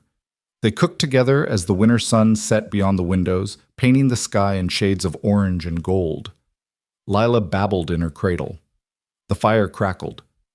The house felt alive in a way it hadn't in years, and in that moment, neither Elena nor Colton thought about curses or town gossip or threats from bankers. They thought only about the warmth of the kitchen, the smell of food cooking, and the simple companionship of working side by side. Tomorrow would bring its own troubles. But tonight, they were home. And that was everything. The trouble came back 4 days later, but not in the way Elena expected. She was in the kitchen kneading bread dough when she heard the commotion outside, raised voices, the sound of horses, and beneath it all, an undercurrent of menace that made her blood run cold. Through the window, she saw not 5 riders this time, but a dozen, maybe more. They filled the yard like an occupying army, their faces hard and their intentions clear. At the center stood Reverend Michaels and Morrison, but they'd brought reinforcements. Elena recognized some of them from her brief passage through the nearby town. The blacksmith, the general store owner, several ranch hands who worked for the big spreads. Men who had families and reputations to protect. Men who'd been convinced that a cursed widow was a threat to everything they held dear. Elena's hands trembled as she wiped them on her apron. This was worse than before. This wasn't a warning, this was an ultimatum. She scooped Lila from her cradle and held her close, then moved to the door. Colton had told her to stay inside if trouble came again, but she couldn't hide. This was about her. She wouldn't let him face it alone. The moment she stepped onto the porch, the crowd's attention swung to her like a weapon. She felt their eyes, angry, afraid, judgmental, and forced herself to stand tall despite the trembling in her legs. Colton stood between the crowd and the house, Frank at his left shoulder, Billy at his right. All 3 men looked ready for violence, their bodies tense, their faces grim. "I told you before, Morrison," Colton was saying, his voice tight with controlled fury. "Get off my property. And I told you there would be consequences if you didn't see reason." Morrison sat his horse with the confidence of a man backed by numbers. "We gave you a chance to do the right thing. You refused, so now we're here to do it for you. You're here to do nothing but leave." Colton's hand hovered near his hip, and Elena noticed for the first time that he was wearing a gun. "This is private property. You're trespassing. We're protecting our community," Reverend Michaels intoned. "That woman has brought nothing but misfortune since she arrived. Already your cattle have been showing signs of illness. Already there's been talk of bad luck spreading through the valley." Elena's stomach dropped. "What illness? What are you talking about?" "Don't play innocent," one of the ranch hands called out. 3 of Morrison's heifers died just yesterday. Perfectly healthy one day, dead the next. That's your doing. "That's not... I haven't done anything." "Cattle die," Frank said sharply. "It happens. Doesn't mean there's a curse." "It means something when it happens right after she shows up," the blacksmith said. He was a huge man, arms like tree trunks, and his presence alone was intimidating. "We've all heard the stories from the other towns. Mine collapses, house fires, illness. Everywhere she goes, tragedy follows." "That's not true," Elena said, but her voice came out weak. How could she defend herself against accusations of bad luck? How could she prove she wasn't cursed? "Isn't it?" Morrison's eyes were cold. "Your own husband died in a mine collapse. 5 men dead, but you lived. The other widows lost everything, but you had a baby. How do you explain that?" "I don't have to explain survival to you." "Maybe not. But you do have to leave." Morrison gestured to the men around him. "We're not here to hurt anyone. We're just here to escort you off this property and out of this valley. Pack your things. You have 1 hour." "No." Colton's voice cracked like a whip. "She's not going anywhere." "Ward, don't be a fool. We outnumber you 12-3. We don't want violence, but we'll use it if we have to. Then you'll have to. Colton's hand dropped to his gun. Because Elena stays. The yard went deadly quiet. Elena could hear her own heartbeat, could feel Lila's small body pressed against her chest, could see the terrible moment hanging in the balance. Men were going to die here. Maybe Colton, maybe Frank or Billy, maybe even her. All because people were afraid of something they didn't understand. Colton, don't! Elena's voice cut through the tension. She walked down the porch steps, past Colton, until she stood facing the crowd directly. Don't fight them. I'll go. Elena. Colton reached for her arm, but she pulled away gently. It's not worth dying for. She looked at Morrison, at the Reverend, at all the hard faces staring at her with fear and hatred. You want me gone? Fine. I'll leave. But you need to know that you're not protecting anyone. You're just being cruel. Cruelty is sometimes necessary, Reverend Michaels said, for the greater good. There's nothing good about this. Elena's voice shook with anger and grief. You're terrorizing a woman and a baby because you're afraid. Because it's easier to blame someone than to accept that bad things happen randomly. I haven't cursed anyone. I haven't done anything except try to survive. But if hating me makes you feel safer, then fine. Hate me. Just let me go in peace. She turned to go back to the house, to pack the few possessions she owned, to gather Lila's things and walk away from the only safe place she'd known in months. Her vision blurred with tears, but she wouldn't let them fall. She wouldn't give these people the satisfaction. Colton caught her arm, spinning her back around. His face was white with fury, and something else, something that looked like panic. No, he said. No, you're not doing this. You're not leaving. I have to... You don't have to do anything except stay right here. He looked past her to the crowd and his voice rose. You want her gone? You'll have to go through me. And I promise you, Morrison, if you try, some of you won't make it home to your families tonight. Don't be stupid, Ward, the blacksmith said. We don't want to hurt you. Then leave, right now. Get off my property and don't come back.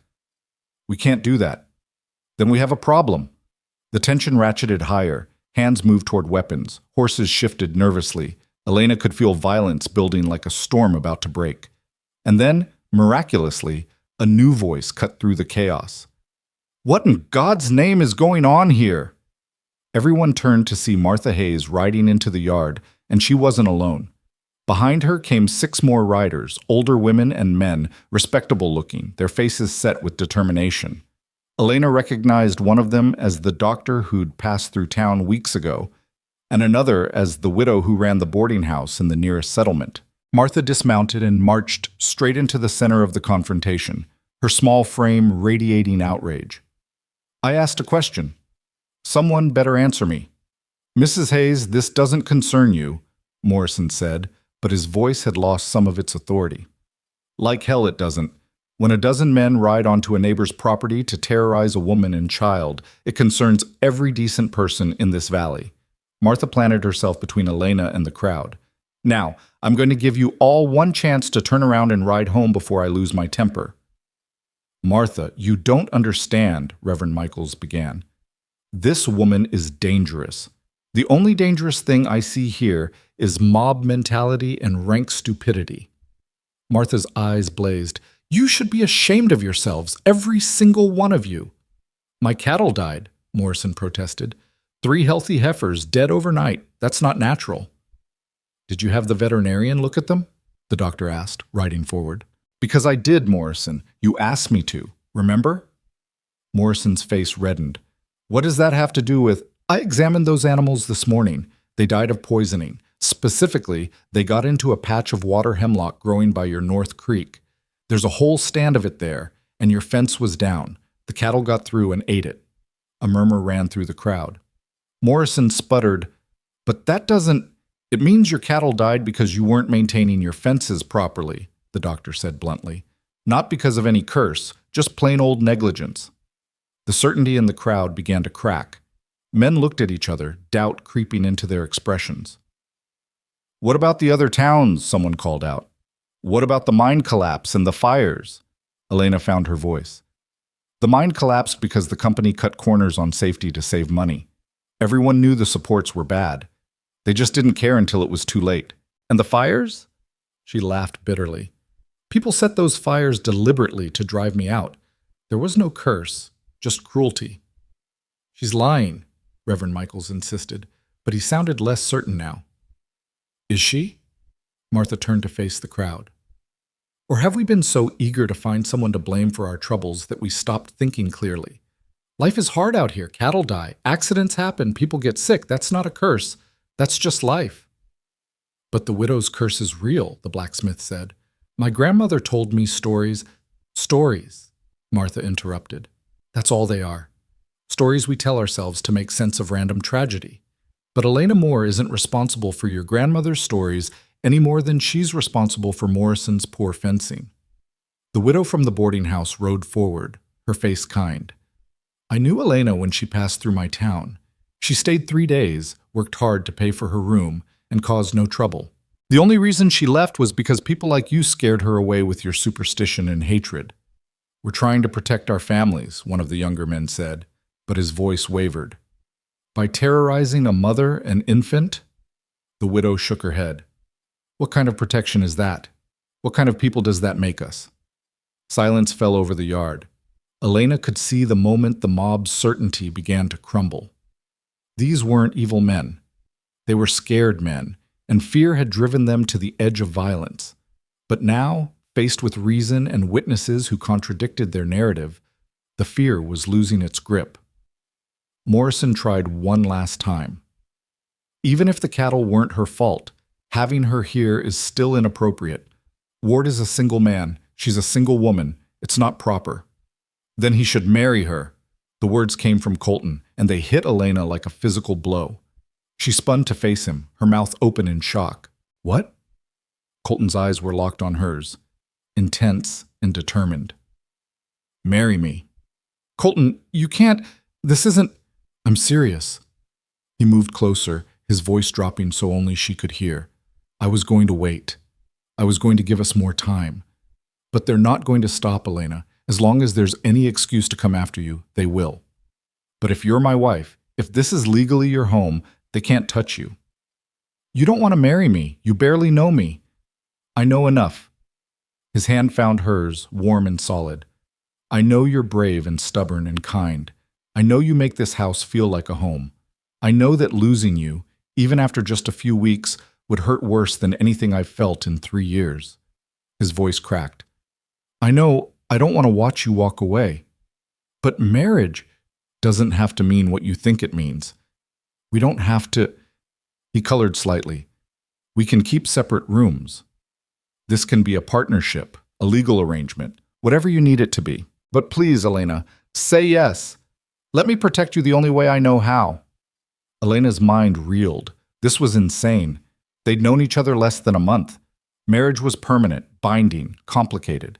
She'd loved Thomas, truly loved him, and his death had nearly destroyed her. Could she risk that kind of connection again? Could she bind herself to this broken man and his broken life? But looking at Colton's face, at the hope and fear and desperate determination there, Elena realized something. She was already bound to him, already connected, already caring more than was safe or sensible. Maybe that was enough. Maybe that was everything. Are you sure? She whispered. I've never been more sure of anything. We barely know each other. Then we'll learn. We've got time. What if this is a mistake? Then we'll make it together. He squeezed her hand. Say yes, Elena. Please. She looked at Lila in her arms, at this tiny person who depended on her for everything.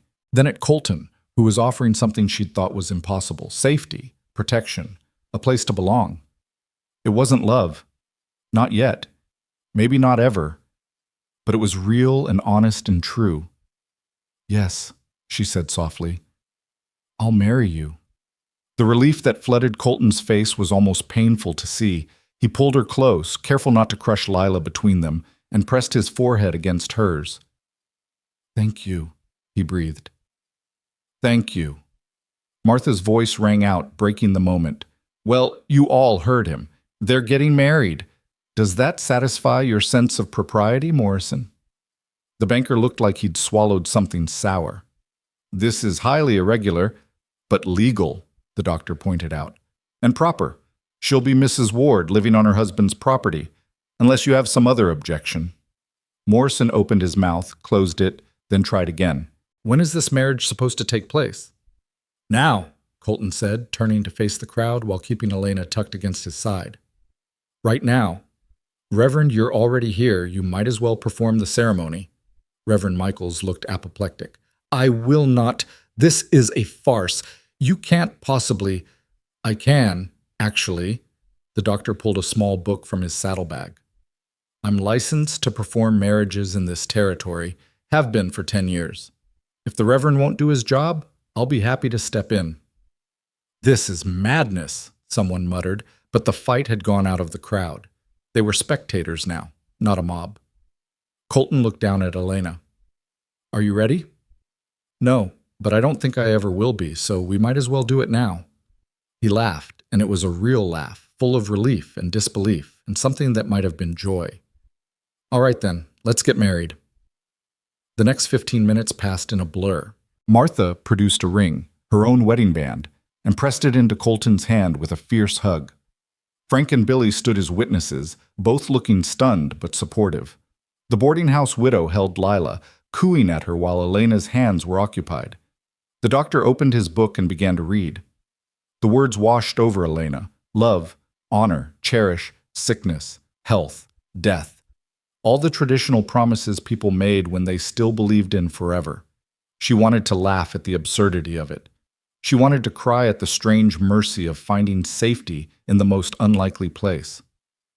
When the doctor asked if she would take Colton as her husband, Elena looked into his gray eyes and saw her own fear and hope reflected back. Two broken people making impossible promises. Two outcasts choosing each other against all reason. I will, she said. When Colton said the same, his voice was steady and sure. He slid Martha's ring onto Elena's finger. It was slightly too large, but it would do. And then, because the ceremony demanded it, he kissed her. It was brief, chaste, awkward. Their first kiss, witnessed by a crowd of people who'd come to drive her away and were now watching her marry instead. Elena felt heat flood her face, but Colton's hand was solid and warm in hers, anchoring her. I now pronounce you husband and wife, the doctor said, closing his book with a satisfied snap. What God has joined, let no man put asunder. Martha started clapping, and slowly, reluctantly, others joined in. Not everyone, Morrison and his closest allies, sat their horses in stony silence, but enough that the applause felt genuine. The boarding house widow returned Lila to Elena with tears in her eyes. Congratulations, Mrs. Ward, she whispered. Mrs. Ward. Elena had been Mrs. Moore for 3 years, and that name had died with Thomas. She'd never expected to be anyone's wife again. And now, in the space of 15 minutes, she'd become Elena Ward, married to a man she barely knew, bound to a life she couldn't predict. It should have been terrifying. Instead, it felt like hope. Morrison finally found his voice. This doesn't change anything, Ward. She's still my wife, Colton interrupted. Legally, properly, in front of witnesses. Which means she has every right to be here. And if you or anyone else tries to harm her or drive her away, you'll be committing a crime against a married woman on her own property. His voice hardened. I don't think even you want to explain that to the territorial marshal. Morrison's jaw worked, but he had no answer. He'd been outmaneuvered, and he knew it. This isn't over, he said finally. Mark my words, Ward. This won't end well. It already ended well. Colton pulled Elena closer. I got exactly what I wanted. If you can't be happy for us, at least have the decency to leave us alone. Morrison yanked his horse's head around and spurred toward the road. Most of the men followed, though a few lingered to offer awkward congratulations before departing. Within minutes, the yard was clear except for Martha, the doctor, the widow, and the few others who'd come to help. Martha embraced Elena tightly. Welcome to the family, dear. Not the way I expected this to happen, but I'll take it. Thank you, Elena whispered, for everything. If you hadn't come. Hush. Of course I came. That's what neighbors do. Martha pulled back, her eyes fierce. Now, You need a proper wedding supper. I'll go home and cook something special. Bring it back tonight. We'll celebrate properly. You don't have to. I want to. Let an old woman fuss, will you? The others made their farewells, promising to spread the word that Elena was now Mrs. Ward and under Colton's protection. The doctor advised them to file the marriage certificate with the territorial office as soon as possible, just to make everything official and legal. And then, finally, they were alone. Frank and Billy had tactfully disappeared to the barn. Elena and Colton stood in the yard, married but still strangers in so many ways, uncertain what came next. So, Colton said finally. That happened. Elena laughed, a slightly hysterical sound. That happened. Are you all right? I don't know. Are you? I don't know either. He ran a hand through his hair. I'm sorry. I should have asked you properly, not just blurted it out in front of everyone. You deserve better than that. You gave me what I needed when I needed it. That's better than a pretty proposal. Elena looked down at the ring on her finger. Colton, we should talk about what this means, about expectations, and later, he took her hand gently. Right now you're shaking, and Lila needs to eat, and I think we both need to sit down before we fall down. We'll figure out the rest as we go. He was right. Elena's legs felt like water, and her mind was spinning. Too much had happened too fast. She needed time to process, to understand what she'd just done. Colton led her back to the house, his hand warm and steady on her back. Inside, everything looked the same, the kitchen, the parlor, the stairs leading up to the bedrooms. But everything had changed. This was her home now. Really, truly hers.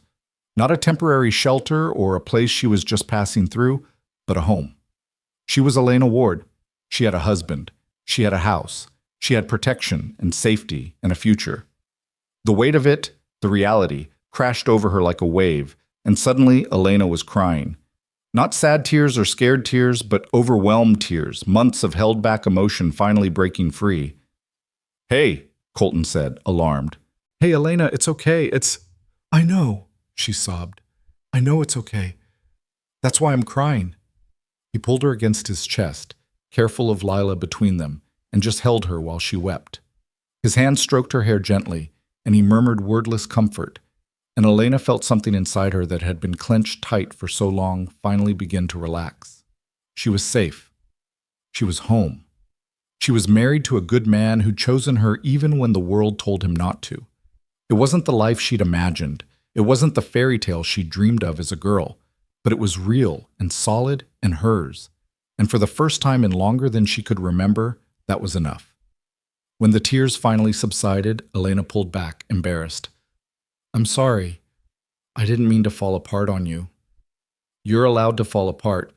You just survived a mob and got married in the same afternoon. That's a lot.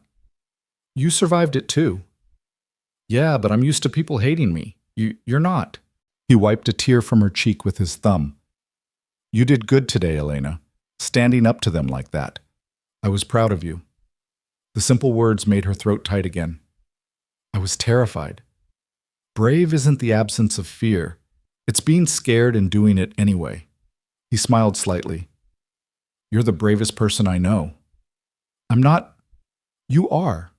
His expression grew serious. Elena, I meant what I said. This marriage can be whatever you need it to be. We don't have to. I'm not expecting. He colored. Your room is yours. I won't intrude. This is a partnership first. Anything else? If there's ever anything else, that's your choice. Always. Elena understood what he was offering. Safety without obligation. Protection without demands. He was giving her control over her own life in a way few husbands ever did. Thank you, she said softly. That means more than you know. I know what it's like to have people take your choices away. I won't do that to you. They stood in the kitchen, this newly married couple, looking at each other with careful hope. They'd saved each other today. Elena from exile, Colton from isolation. They'd chosen partnership over loneliness, courage over fear. It wasn't love, but it was something real and true and worth fighting for. So, Elena said, trying for lightness, what do married people do for the rest of the day? Colton laughed. I have absolutely no idea. I was married before, but I don't remember the wedding day being this dramatic. Maybe we could just be normal, whatever that means. Normal sounds good. He moved toward the stove. How about I make tea, you feed Lila, and we pretend this is just another Wednesday afternoon? Except we're married now. Except that, he agreed, but otherwise completely normal. Elena settled into a chair, adjusted Lila for feeding, and watched as her husband, moved around the kitchen with easy competence. The afternoon sun slanted through the windows, painting everything gold. Somewhere outside, Frank and Billy were working. Soon Martha would return with her celebratory meal. Life was continuing, moving forward, refusing to be stopped by fear or superstition. And Elena Ward, formerly Elena Moore, formerly a cursed widow with nowhere to go, sat in her own kitchen and let herself believe that maybe, just maybe, everything was going to be all right. Not perfect, not easy, but all right. And for two people who'd survived what they had, all right was a miracle worth celebrating. The weeks following the wedding passed in a rhythm that was both strange and comforting. Elena woke each morning in her room upstairs, dressed in clothes that had belonged to another woman, and came down to find Colton already making coffee. They'd share breakfast in companionable silence, and then he'd head out to work the ranch while she tended the house and cared for Lila. It was domestic and ordinary, and nothing like either of them had expected. But beneath the surface of normalcy, tension simmered. They were married, but not really married. They shared a house, but not a life. They were polite and careful with each other, like two people walking on ice that might crack at any moment. Elena felt it most acutely in the evenings, when they'd sit together in the parlor after supper. Colton would read or work on accounts while Elena mended clothes or played with Lila. Sometimes their eyes would meet across the room, and Elena would see questions there. Questions about what they were to each other, about whether this arrangement could ever become something more. But neither of them asked the questions aloud. It felt safer not to. Martha came to visit often, bringing food and gossip and practical advice. The boarding house widow stopped by twice with baby clothes that her grandchildren had outgrown. Even the doctor made a social call, checking on Lila and pronouncing her thriving. Word had spread through the valley that Elena Ward was under protection now, legally wed and therefore untouchable. Most people accepted it. Some even warmed to her, curious about the woman who'd captured Colton Ward's attention after years of self-imposed isolation. But Morrison and his allies remained hostile. They didn't come to the ranch again, but Elena heard stories, whispered accusations in town, veiled threats, rumors designed to undermine and isolate. The cattle deaths had been explained away by poisonous plants, but new incidents were attributed to Elena's presence. A barn fire at a neighboring ranch, a child's illness that lasted weeks, bad weather that delayed spring planting. Every misfortune, no matter how ordinary, somehow became evidence of the curse. "They'll never stop, will they?" Elena asked one night, sitting by the fire with Lila asleep in her arms. "They'll always find something to blame me for." Colton looked up from the book he wasn't really reading. "Probably not. Some people need someone to hate. It makes them feel better about their own problems. I'm tired of being hated." "I know." He set the book aside. "But you're not alone anymore. That has to count for something." "It does." Elena looked at him across the firelit room. "Colton, can I ask you something?" "Always." "Do you regret it? Marrying me?" The question had been building for weeks. Elena needed to know if he saw her as a burden, a mistake, a choice made in the heat of the moment that he now wished he could take back. Colton was quiet for so long that Elena's heart began to sink. Then he stood and crossed the room, settling into the chair beside hers. When he spoke, his voice was rough with emotion. "I regret nothing," he said. "Marrying you was the first real decision I've made in 3 years. The first time I chose something instead of just letting life happen to me." He reached out and gently touched Lila's sleeping face. "You and this little one. You gave me a reason to fight, to care, to remember what it feels like to be human instead of just a ghost walking around in my own life. But it's complicated. Everything worth having is complicated." His gray eyes met hers. "Elena, I'm not good at this, at talking about feelings or making pretty speeches, but I need you to know that having you here, it matters. You matter. Elena felt tears prick her eyes. You matter too. Then we matter to each other. And that's enough to build on, isn't it? Before Elena could answer, a sharp knock sounded at the door. Both of them tensed. Visitors after dark were rarely good news. Colton moved to the door, his hand automatically going to the gun he now wore whenever he left the house. Who's there? It's Frank, boss. We've got trouble. Colton opened the door to find his foreman standing in the cold night air, his face grim. What kind of trouble? The north pasture fence is down, cut deliberately from the looks of it. Half the herd's scattered, and Billy's out trying to round them up before they wander onto Morrison's land. Frank's jaw clenched. This wasn't an accident, boss. Someone did this on purpose. Elena's stomach dropped. This was it. The retaliation they'd been expecting. Morrison couldn't drive her away directly, so he'd attack the ranch instead. How bad? Colton asked, already reaching for his coat. Bad enough. We'll lose animals if we don't get them back before dawn, and if they cross onto Morrison's property. He'll claim they're trespassing and keep them. Colton turned to Elena. I have to go. Lock the doors behind me. Don't open them for anyone except me, Frank, or Billy. Colton, wait. Elena stood, still holding Lila. What if it's a trap? What if someone's waiting out there? Then I'll deal with it. He cupped her face briefly, his hand warm against her skin. I'll be careful. I promise. He was gone before she could protest further, disappearing into the night with Frank. Elena locked the door with shaking hands and moved back to the parlor, where she could see out the window toward the pastures. Lantern lights bobbed in the darkness as men on horseback fanned out across the property. She could hear distant shouts, the lowing of confused cattle, the sound of hooves on frozen ground. This was her fault. The fence had been cut because of her. Morrison was hurting Colton to hurt her, and there was nothing she could do about it. Elena paced the parlor with Lila, her mind racing. She could leave. Pack a bag right now, walk away before dawn, disappear and let Colton claim she'd abandoned him. The marriage could be annulled. He could go back to his quiet, isolated life without the target she'd painted on his back. But even as she thought it, Elena knew she wouldn't do it. She'd promised not to run. She'd promised to stand with him. And she'd meant it. Hours crawled past. Elena dozed in the chair, jolting awake at every sound, her body tense with worry.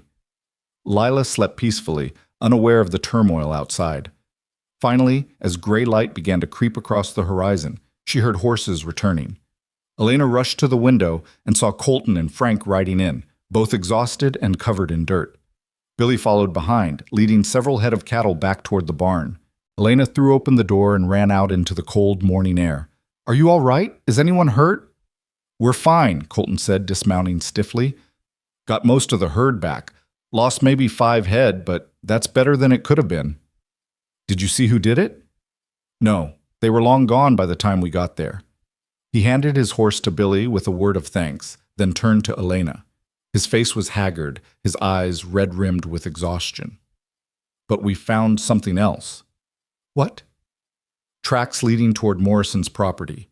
2 horses, maybe 3. And this... He pulled something from his pocket, a piece of cloth, torn and dirty. Caught on the fence wire. Looks like it came from a coat. Frank stepped forward. I recognize that fabric. It's from Morrison's store. Sold it myself last month to one of his ranch hands. Elena's heart pounded. So we have proof? We have evidence, Colton corrected. Not quite the same thing, but it's enough to take to the sheriff. The sheriff won't do anything, Elena said bitterly. He's friends with Morrison. Maybe, but we have to try. Colton touched her shoulder gently. Come inside. You're freezing. They gathered in the kitchen, where Elena made coffee while the men warmed themselves by the stove. Dawn light filled the room, painting everything in shades of gold and gray. Lila woke and fussed, and Elena fed her while listening to Colton and Frank discuss their options. We could fix the fence and say nothing, Frank suggested. Let it go. And then what? Wait for them to do something worse next time? Colton shook his head. No, this ends now. I'm riding into town this morning to talk to Sheriff Dawson. I'm coming with you, Elena said. Elena, I'm coming. This is about me. I should be there. Colton looked like he wanted to argue, but something in Elena's expression stopped him. All right, but we do this carefully. No accusations we can't back up. No giving Morrison an excuse to claim we're the ones causing trouble. 2 hours later, Elena found herself sitting in the sheriff's small office in town, Lila on her lap, while Colton laid out what had happened. Sheriff Dawson listened with an expression that gave nothing away. A man practiced at staying neutral in a valley full of feuds and grudges. That's a serious accusation, he said when Colton finished. You're saying Morrison's men deliberately cut your fence? I'm saying someone did, and we found evidence pointing toward his property. Evidence isn't proof. It's enough for you to ask questions. Dawson sighed and leaned back in his chair. Ward, I'm going to level with you. Morrison's a powerful man in this town. He's got friends, influence, money. You think I can just march over there and accuse him of sabotage based on a torn piece of cloth? I think you can do your job, Colton said flatly. My job is keeping the peace. And right now, the best way to do that is to let this go. So that's it? Someone attacks my property and you do nothing? I'm saying pick your battles. Dawson's eyes flicked to Elena. Look, I understand why you married her. I even respect it. But you had to know there'd be consequences. Morrison and his friends, they're not going to let this go quietly. So they're allowed to commit crimes as long as they're self-righteous about it? That's not what I said. It's what you meant. Colton stood, his chair scraping back. Come on, Elena. We're wasting our time here. But as they turned to leave, the door opened and Martha Hayes walked in, followed by the boarding house widow and 3 other women Elena recognized from the valley. They filled the small office with their presence, their faces set with determination. Sheriff, Martha said crisply, I understand Colton and Elena have reported a crime. Dawson looked wary. Mrs. Hayes, this isn't really a matter for women. Don't be ridiculous. Everything in this valley is a matter for everyone who lives here. Martha planted herself in front of his desk. Now, what are you going to do about this fence cutting? Mrs. Hayes, I've already explained to Mr. Ward that without clear proof, then get clear proof. Investigate. Ask questions. Do your job. Martha's voice could have cut glass. Or do we need to ride out to the territorial marshal and explain that you're refusing to enforce the law when it's inconvenient? The other women murmured agreement. Dawson's face reddened. That's not fair. Fair is a woman and child being terrorized because people are afraid of things they don't understand. Fair is Colton Ward trying to do the decent thing and being punished for it. Martha leaned forward. Now, I'm going to tell you something, Sheriff. If you don't investigate this crime properly, every woman in this valley is going to hear about it. And we'll make sure everyone knows that the law only protects those with money and influence. Is that the reputation you want? Dawson looked at the assembled women, then at Colton and Elena, then down at his desk. Elena could see the calculation happening behind his eyes. Political capital versus doing what was right. Finally, he sighed. All right. I'll ride out to Morrison's place this afternoon, ask some questions, but I'm not making any promises. That's all we ask, Martha said sweetly. Just do your job, Sheriff. The rest will take care of itself. They left the office in a group, and once outside, Elena turned to Martha with tears in her eyes. Thank you. I don't know what to say. Don't say anything. Just know that you're not alone. Martha squeezed her hand. We women have to stick together out here. God knows the men won't always do right by us. I heard that, Colton said mildly, but he was smiling. The boarding house widow stepped forward. Elena, dear, I wanted you to know that several of us have been talking. We're organizing a quilting circle, meeting once a week. We'd love to have you join us. Really? Elena was stunned. You want me to be part of your circle? Of course. You're one of us now, a rancher's wife, a member of this community. Why wouldn't we want you? Because of what people say about me. The curse is nonsense, one of the other women said firmly. My sister died in childbirth 5 years ago. Does that mean I'm cursed? Of course not. It means life is hard and sometimes people die. That's not your fault any more than it's mine. Elena felt something break open inside her chest. A tight, painful knot she'd been carrying for so long she'd forgotten it was there. These women were offering her something she'd thought was lost forever. Acceptance. community, friendship. "I'd love to join," she managed. "Thank you." They made plans for the first meeting, chattering about patterns and fabric while Colton stood slightly apart, his expression bemused. When the women finally dispersed, he and Elena walked back to where they'd left the wagon. "That was unexpected," he said. "Martha's terrifying when she wants to be." "She is, but she's also the best ally you could have." Colton helped Elena and Lila into the wagon, then climbed up beside them. "Things might actually get better, Elena. For the first time, I believe that." The ride home was quiet, both of them lost in thought. The morning's events had shifted something fundamental. They weren't just two isolated people anymore. They had support. They had friends willing to fight for them. It made the impossible seem suddenly possible. That afternoon, Sheriff Dawson did indeed ride out to Morrison's ranch. Elena and Colton heard about it later from Frank, who'd heard it from a hand who worked for Morrison's neighbor. The sheriff had questioned Morrison's men, examined coats and boots, and found that one of the ranch hands, a young hothead named Jake Saunders, had torn his coat on something recently and couldn't explain where he'd been the night the fence was cut. It wasn't a confession, but it was damning enough that Dawson had taken Saunders into custody for further questioning. Morrison had blustered and threatened, but with the sheriff actually doing his job for once, there wasn't much he could do. "Saunders will talk," Frank predicted that evening over supper. "He's young and scared. Give Dawson a day or two, and he'll get the whole story." "And then what?" Elena asked. "Even if Saunders confesses, Morrison will just claim he acted alone. He'll never admit to ordering it." "Maybe not," Colton said, "but it'll make him think twice about trying again, and that's something." He was right. In the days that followed, Jake Saunders did confess, admitted that Morrison had paid him $50 to cut the fence and scatter Colton's cattle. The banker swore he'd done no such thing, that Saunders was lying to save himself, but the damage was done. Word spread through the valley like wildfire. Morrison, the pillar of the community, had paid someone to commit sabotage. The same man who'd ridden out to Colton's ranch, spouting righteousness and morality, had been willing to break the law to punish someone he didn't like. Public opinion shifted. Not everyone. Some still believed Morrison was innocent, or at least justified, but enough people that the banker's reputation took a serious hit. His wife stopped attending church socials. His daughters faced awkward questions. His business at the bank slowed as people took their money elsewhere. Morrison had tried to destroy Elena and ended up damaging himself instead.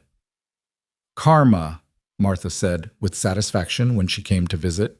"I knew it would catch up with him eventually." But Elena took no pleasure in Morrison's downfall. She'd seen too much suffering to enjoy anyone else's pain, even someone who'd caused her so much trouble. "I just want it to be over," she told Colton one evening as they sat on the porch watching the sunset. "I want to stop waiting for the next attack.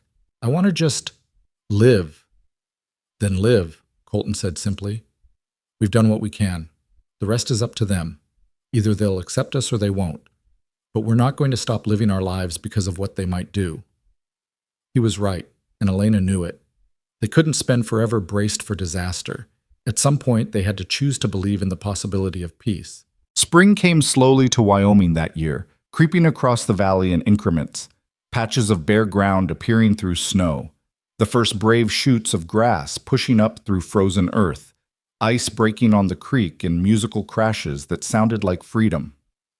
Elena worked in the garden Colton helped her plant, her hands in the earth, Lila playing nearby on a blanket. The physical labor was satisfying in a way that housework never quite was. She was creating something, coaxing life from cold ground, building toward a future harvest.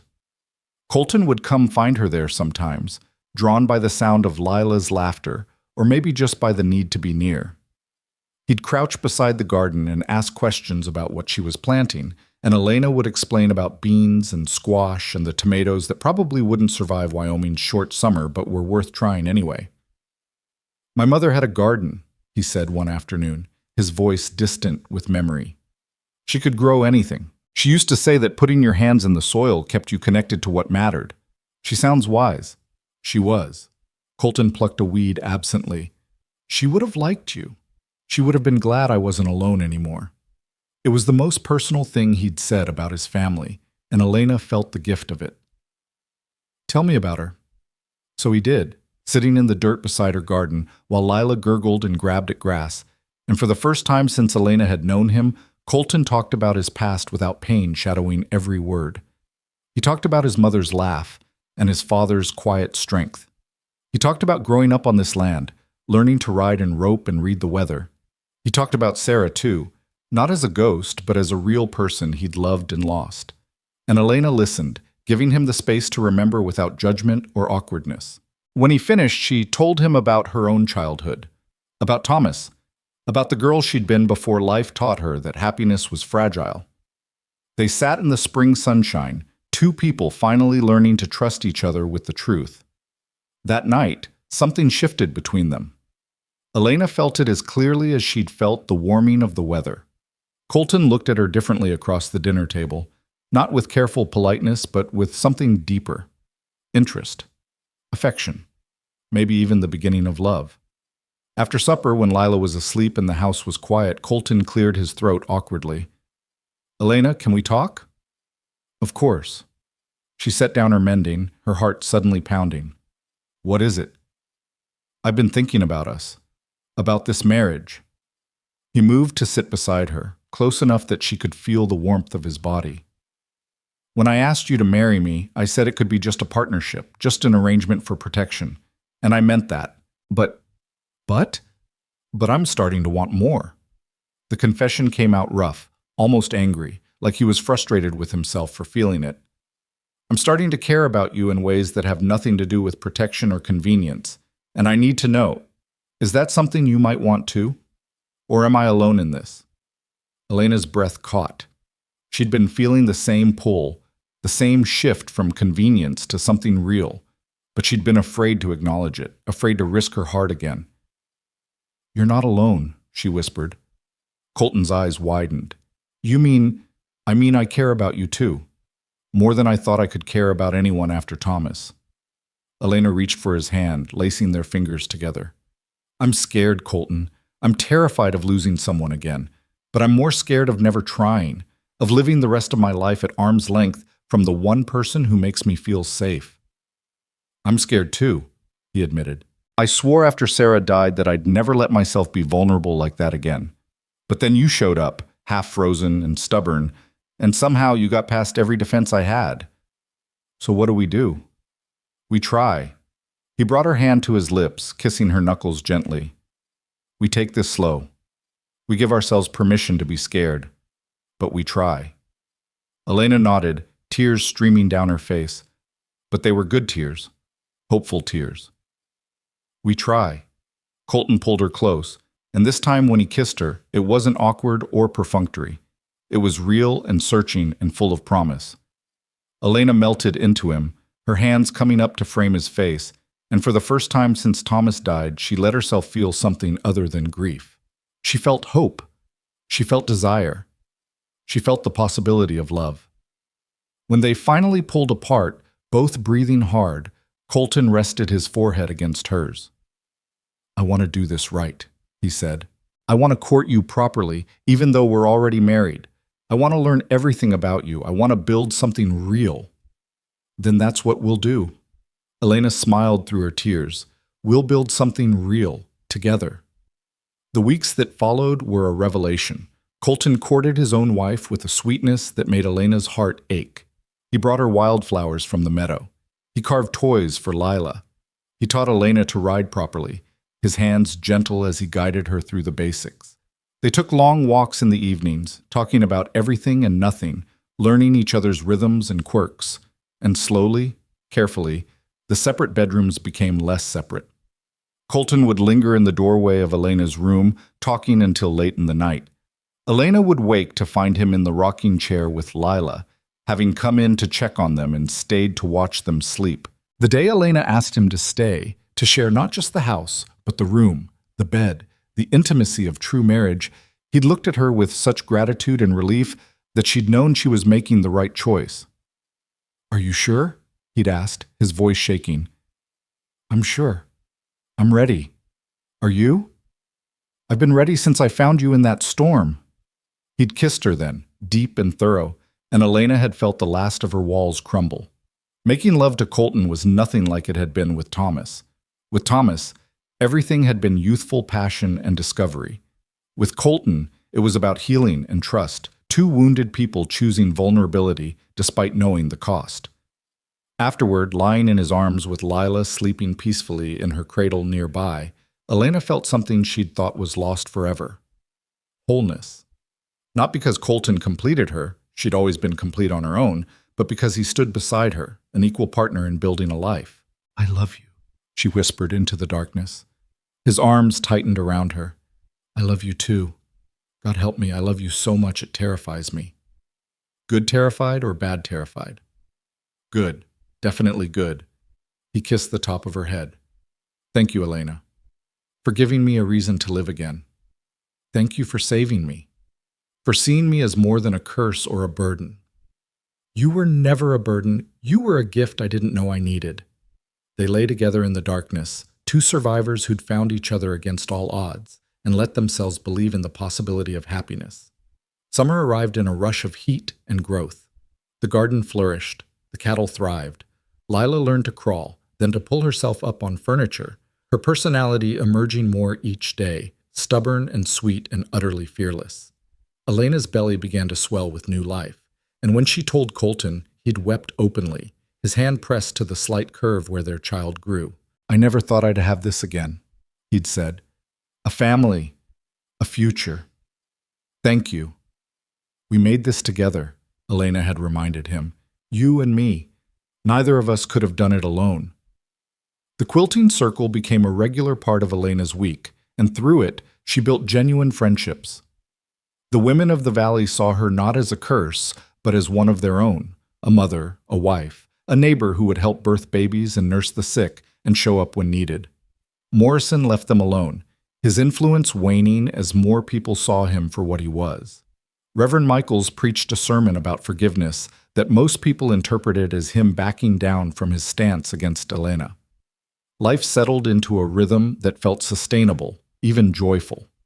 One evening, in late summer, as fireflies blinked in the gathering dusk and Lila chased the ranch cat around the yard, Martha came to visit with surprising news. "The Women's Auxiliary is planning a harvest celebration," she announced, "and we'd like to hold it here, at your ranch. If you're willing." Elena and Colton exchanged glances. "Here? Why?"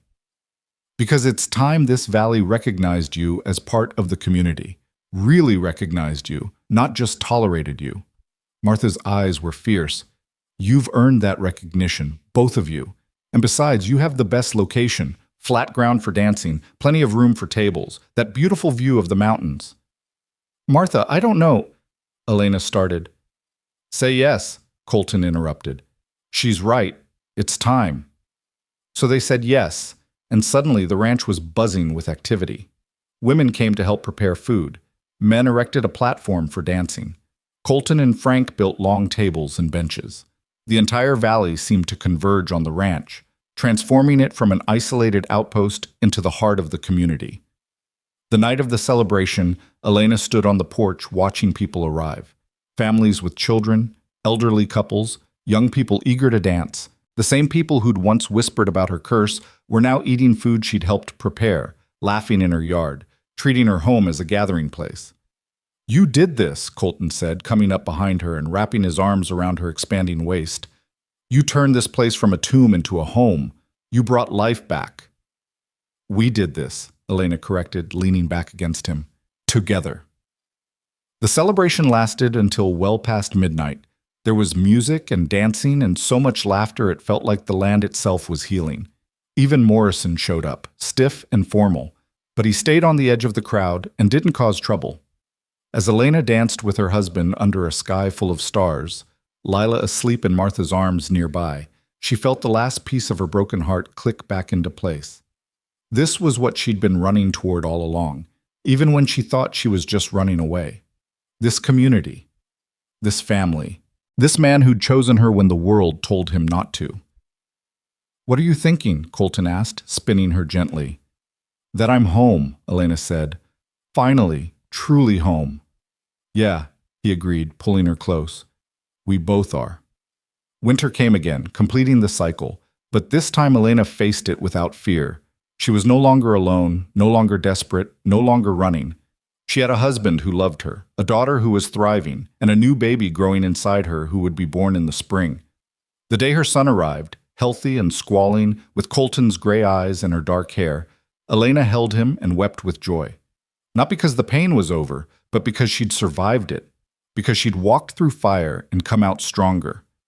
They named him Thomas, after her first husband, and James, after Colton's father, a bridge between past and future, grief and hope. Colton held his son with shaking hands, tears streaming down his face. I didn't believe I could have this again.